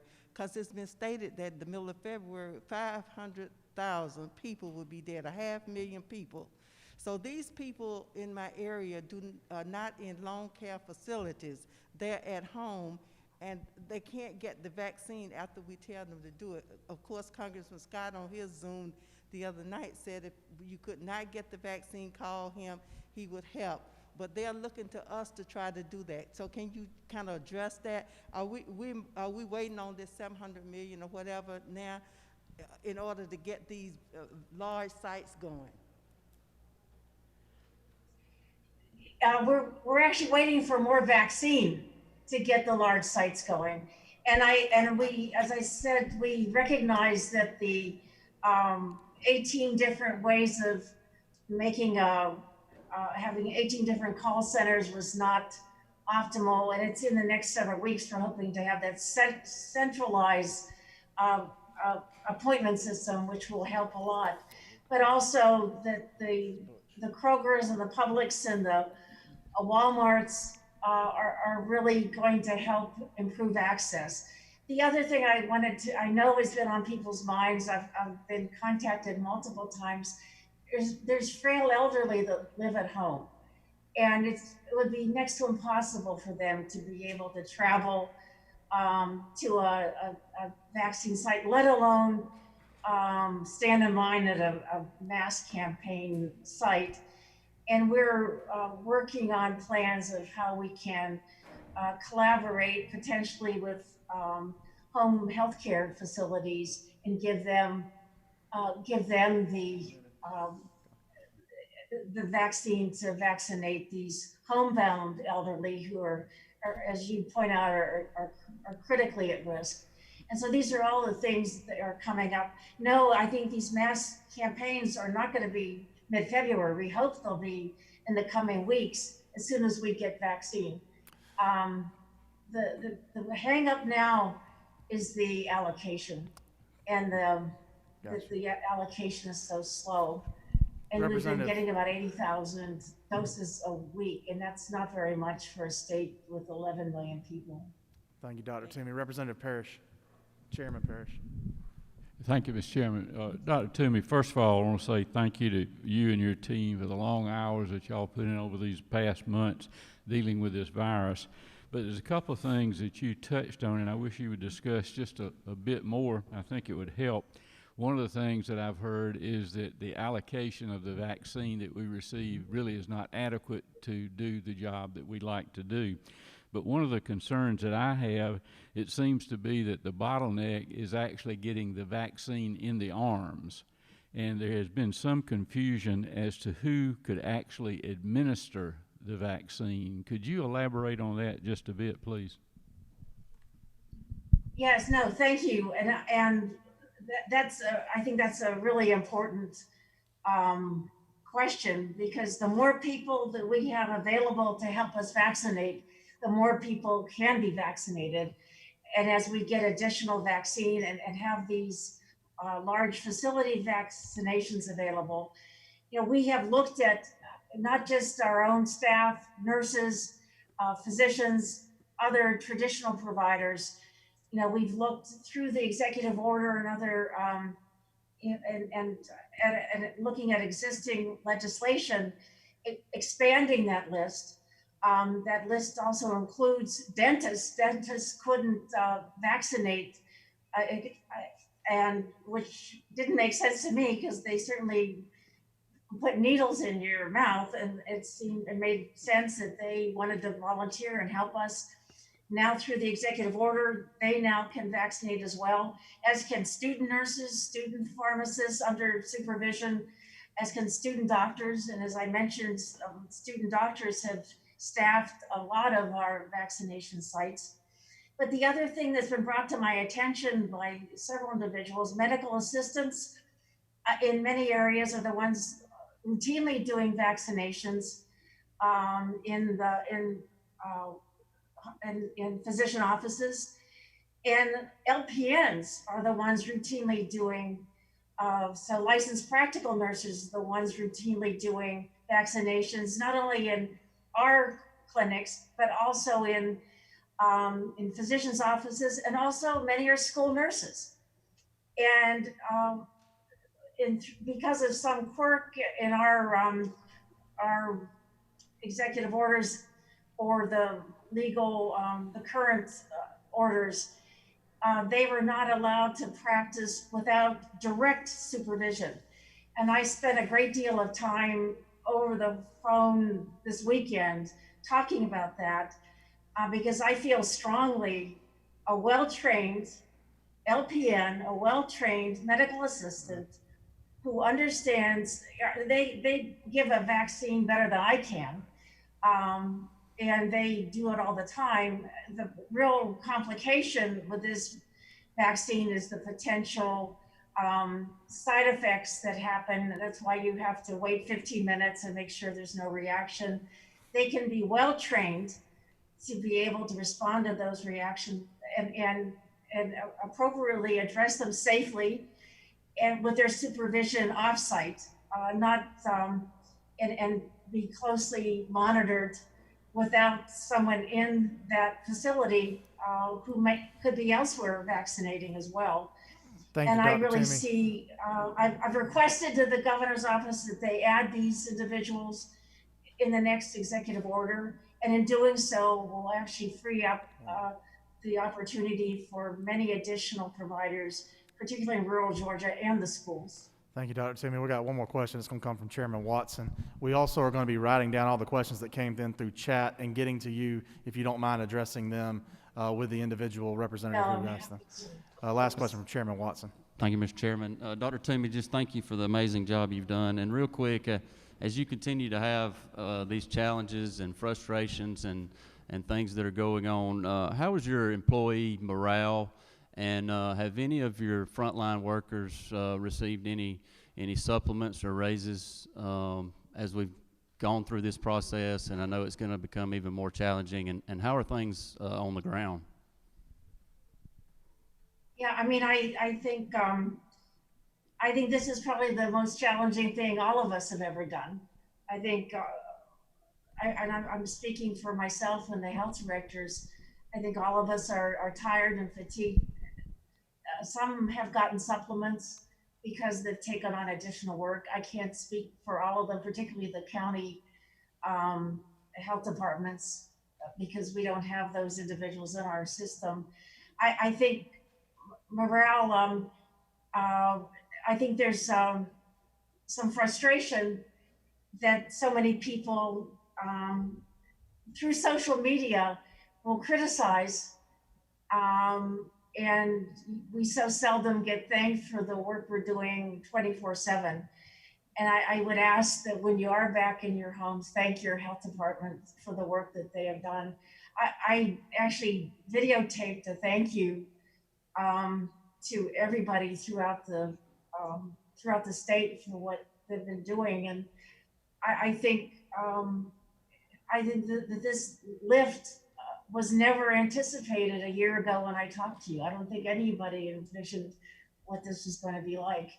And I think morale is important, but money is important. And I think that's something that I can address with the health directors this afternoon when I talk to them But even more than money, a thank you and an appreciation for what they've been through, and not the negativity that seems to come. Social media has made response in a pandemic extremely difficult for all of us. And I really urge you, if you can, when you're home, or if you're home now, please tell them thank you for what they're doing, as I am doing.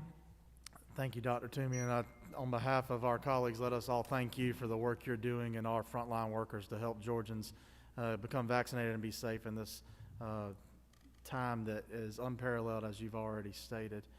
One quick question.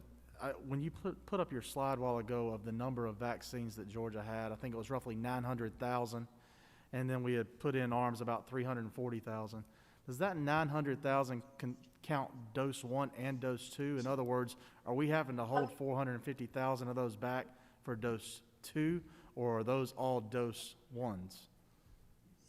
Well, 451,000 is the actual number of this morning. And most of those are dose 1. We've only begun to do dose 2. And on our dashboard, we will begin to break out dose 1, dose 2. And I would just say that our own dashboard on our website will be the most accurate number. I don't know what's happening in the transmission of data to CDC, and I don't know where these national news media get their numbers, because they're completely off. And I don't know, I haven't had a chance yet to ask some of my colleagues, because I talk to other state commissioners, several times a week. I don't know how their numbers are, but I would say check our numbers, and we will be breaking out first dose, second dose, but we're just beginning to do second doses now. So most of those are first dose. So none of that 900,000 is being held for a second dose then? That is all available for a first dose? No, we were told the second doses were being held at the federal level. Okay. They aren't, and so we're just ordering second doses de novo, and we're in the process of doing that now. Gotcha. Whether private providers are holding it for second dose, I can't be certain, but we've told them not to, and asked them, please, if you are doing that, to release those doses so we can use them for first doses. Thank you for that clarity. Thank you again for your presentation this morning. We will get the questions that were asked online that we didn't have time to get to you personally, and thank you again for your addressing those with individual members. We appreciate your time. Thank you for your time and attention, and most of all, your support. Yes, ma'am. Next, before the committee, we'll have Commissioner Gary Black. I believe he's outside and waiting admission into the committee room.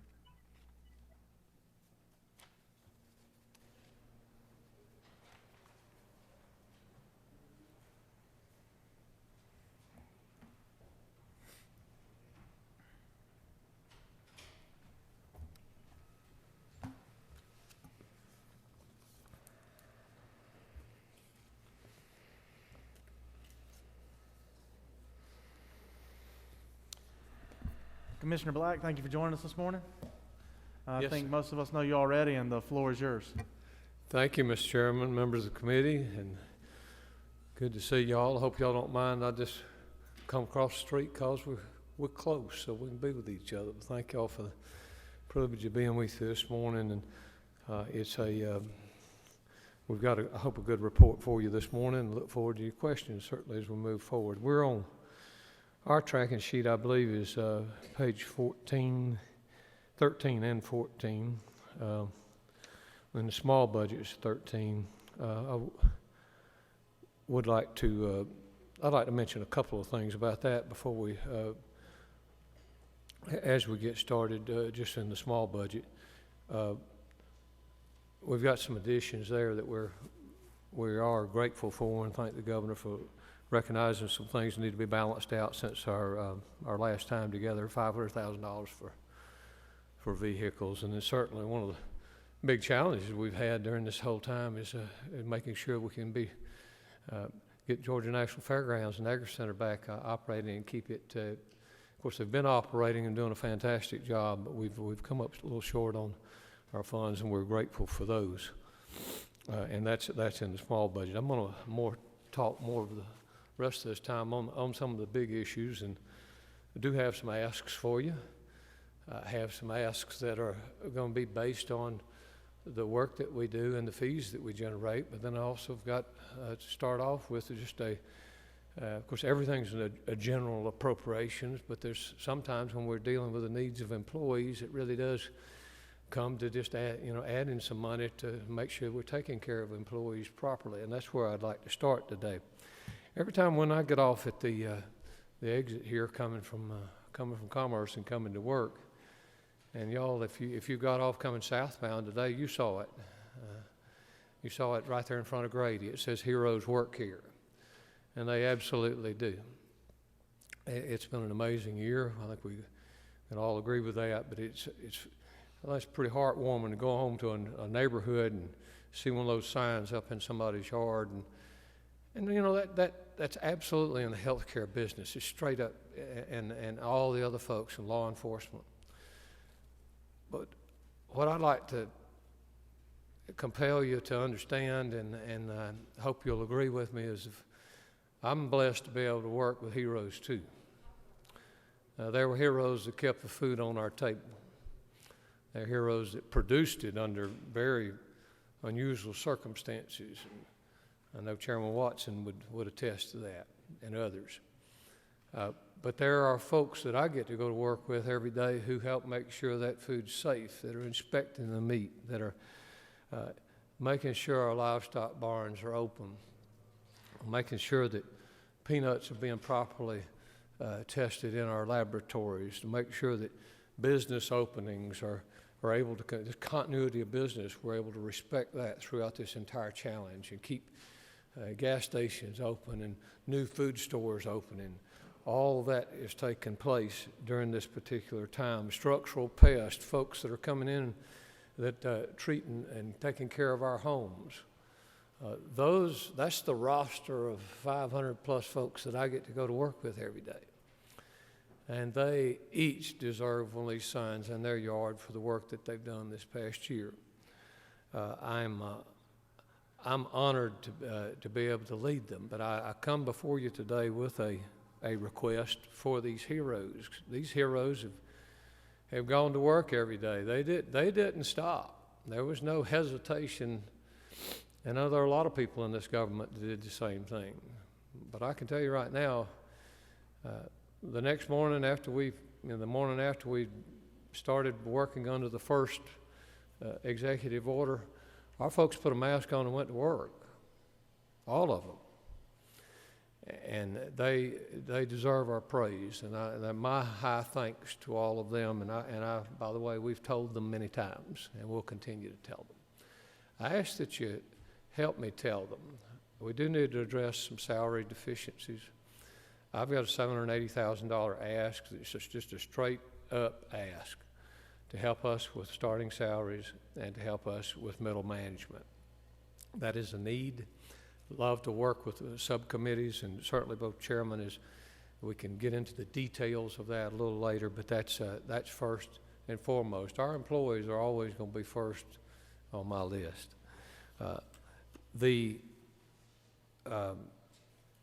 To get into reports from last year, and it was very interesting. It was a very interesting time. They all came back in May, and there with about a couple of weeks, we had the necessary things to try to keep this government open and keep y'all get a final budget through. And the 14% shock was pretty tough on everybody, but we did go to work, and but I will tell you, y'all were very kind to us. I think we made a good pitch, and you worked with us. We were not at 14%. We wound up with cuts at 6.8%, and I'm grateful to you for that.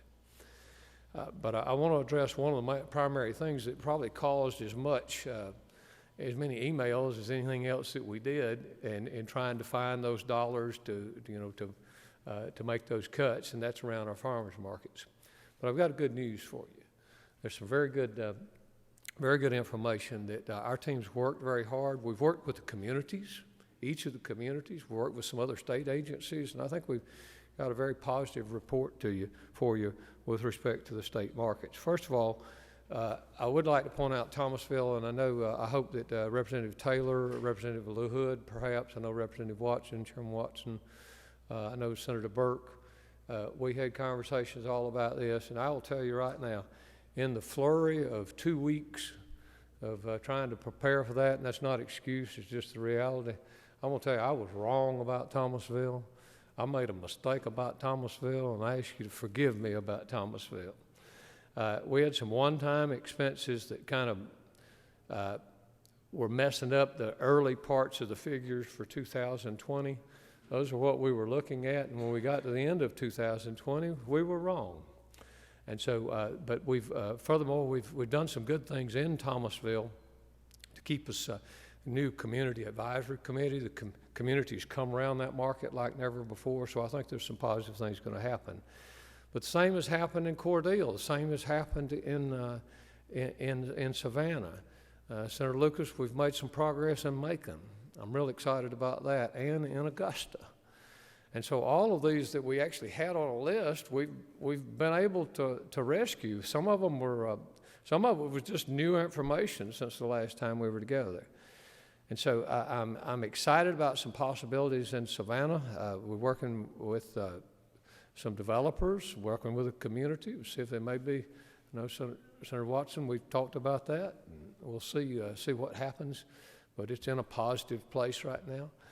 Macon, we've got some new cooperation with GEMA on some of our facilities that are helping take care of some of the expenses that we needed and get that down. And plus, we've allocated some of our expenses across some of our departments because we have a training facility there, and that's going to make that look a lot better.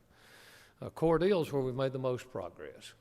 And I want to thank Representative Williams and his team down there that have come together to help us with some local expenses, get the communities more involved there, and we just it's a very positive outlook even now for Cordele. Let me wrap up with an exclamation point, Mr. Chairman. We've not talked about this, but you know, Augusta's just always it's kind of been on the edge, and we've kind of been in the real estate business there, but we're fortunate to do an economic development project right after.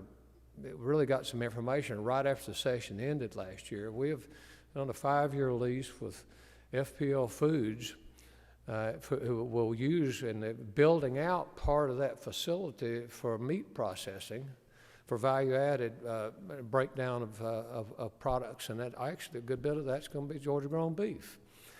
That's going to put Augusta in a $100,000 plus environment for the first time. I mean, it's just something pretty much to be excited about. So that's the request on, that's just a report on our markets. Mr. Chairman, we do not have any bonds, as you know. We would love to visit that if we have a possibility, because we could do two things. We have to have operating money. We have to have maintenance money. We've been borrowing money for a long, long time. If we want to get into the cash business of helping us operate that way and actually operate off of our fees, then that would be great too. But I hope we'll be able to have some conversation about that as we move forward. Hemp is another popular program, and I think I told you all last year I have two phones. One for there was a period of time there where I had my department phone and I had a hemp phone. That's about how often it was ringing. But it was very interesting to see this program develop. Got some good reports for you in the materials about how many licenses we have. We've had, at 2020 revenue was $337,000, but as we wrapped up the session last year, y'all allocated $200,000 to us. And so we're 137 on the plus side, but we're not able to meet anywhere close to what that infrastructure needs to be to grow this industry. We've laid that out for you here. There's a request for $453,000 and a number of positions. And you say, wow, that's a lot, but do we want to grow this business or not? My director of licensing she has almost, I will tell you, 20% of her day is spent on hemp. We've got to allocate the resources to make sure that these programs are able to grow, and we have just an ask there for you. That winds up being about $200,000 greater than the fees, but I hope I've got a suggestion to you of how we can actually grow this in the future. Let me move forward to the GATE program, something that's near and dear to every producer in the state of Georgia, and some really good foresight of this body, both bodies, to say, how do we get this program? How do we preserve it for the future? We did raise fees a couple of years ago. Currently, last year we wound up with $678,000 of administrative funds that were back to us. We did cut our compliance officers, some other things that in that mandatory cut. But I want to call your attention that we expect that our revenue this year is going to be $1,350,000. I think you can, a lot of us talked about what's going to happen with this program long term, because, you know, we had an influx of people to start with, but gradually it's trimming itself out. It's kind of like a boat, kind of like on a set of water skis where you're trying to get up, but now we're planed out pretty good. We're seeing those numbers come down and balance out over time. A little over 30,000 producers have one of these cards now, and I think that's a natural trimming of the program. But what's our ask here? Our ask is we've given up, we still have statutory responsibility for education. That's in the code, says some things that we're supposed to do. We've got to do that front line of education for retailers and those folks in order to ensure the integrity of the system. Members of the committee, we have a $530,000 ask of gate fees, which still comes in at $141,000 less than what we're collecting. That I'd like to ask you to help us do two things. We'd love to do our education through the market bulletin and make sure that every gate card holder gets our every 2 week market bulletin. If we could do that, that's one of the most cost-effective ways to actually educate people, rather than just kind of riding around doing meetings. I think that's something to consider. And then also we have a 200,000 out of that 530 is 200 of that is for building our infrastructure just within IT. This will help us with just some modernization, and there's some things we need to do with licenses. This actually helps us with Hemp, helps us with some of our newer licensing programs, and we look forward to talking to those details to you as we move forward. One other new program, and this will be the last from the respect of an ask.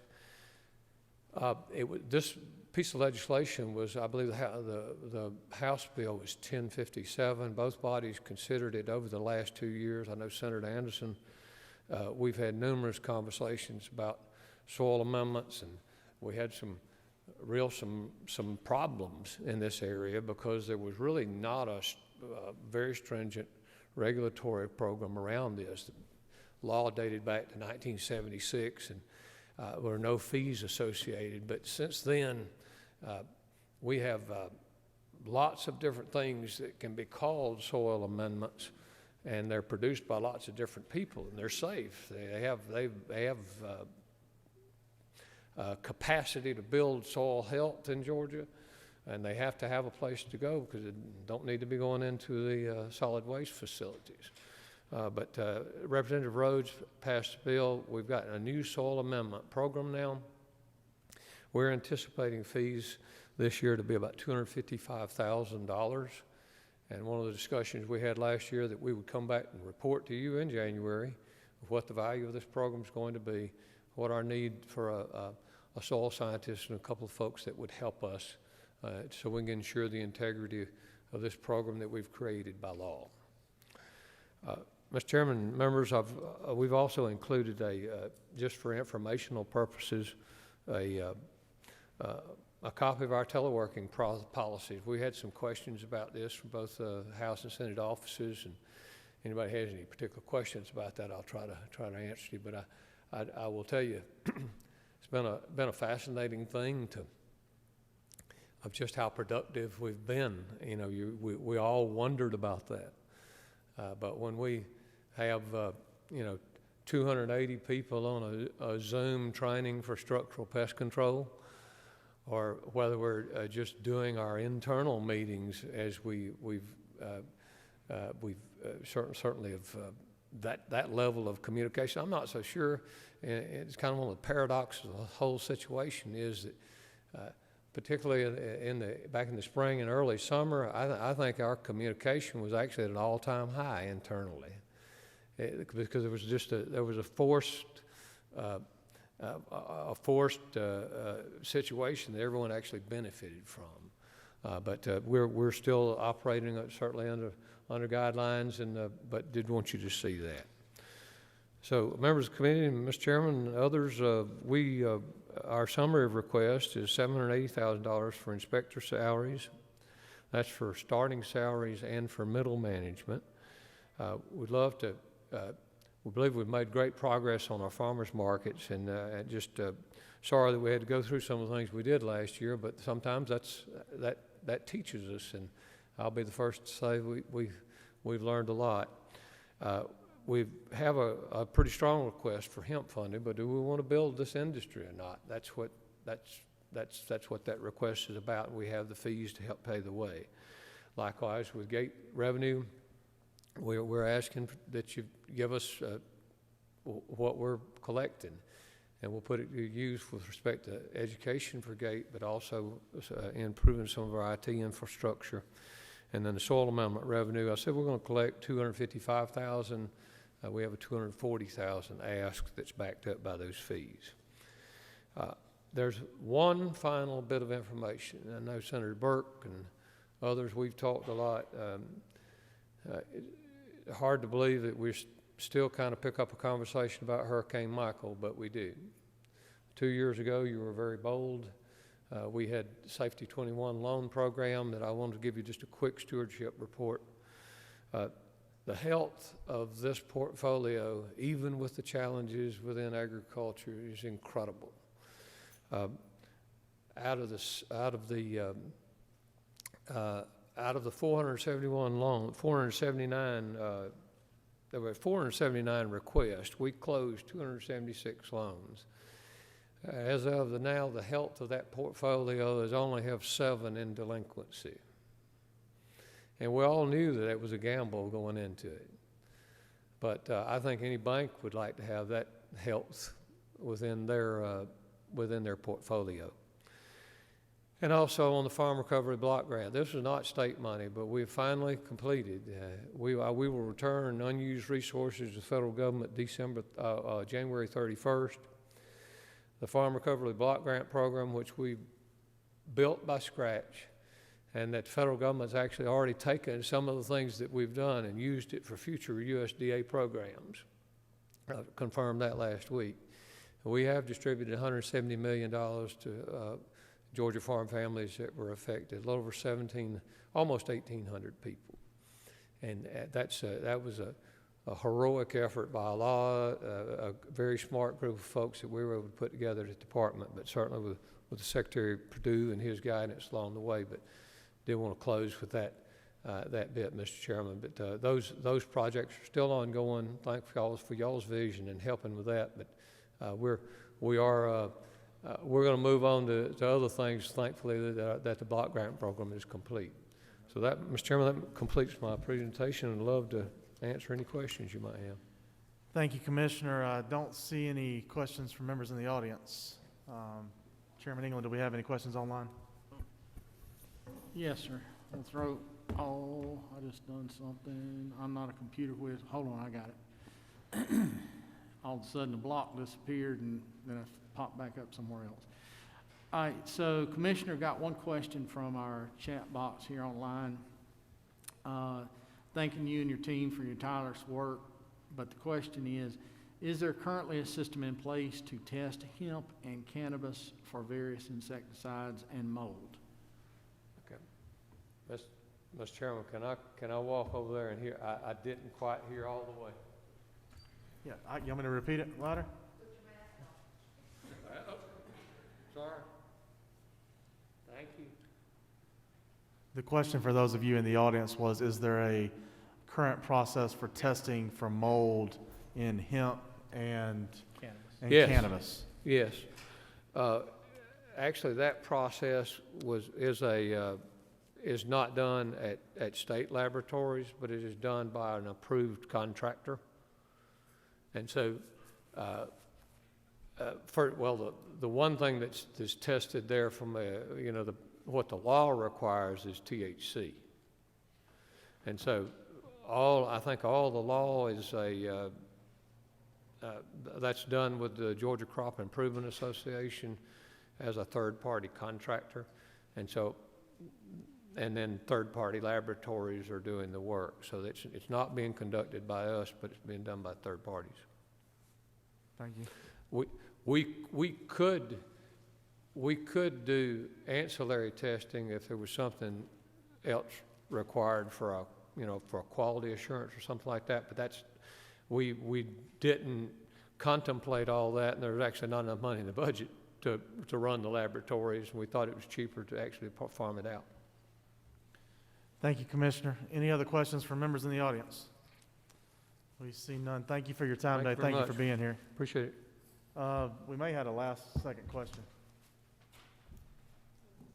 We'll grab that back offline later on. Members, right now we've scheduled for a lunch break here. We will gather back at 1 p.m.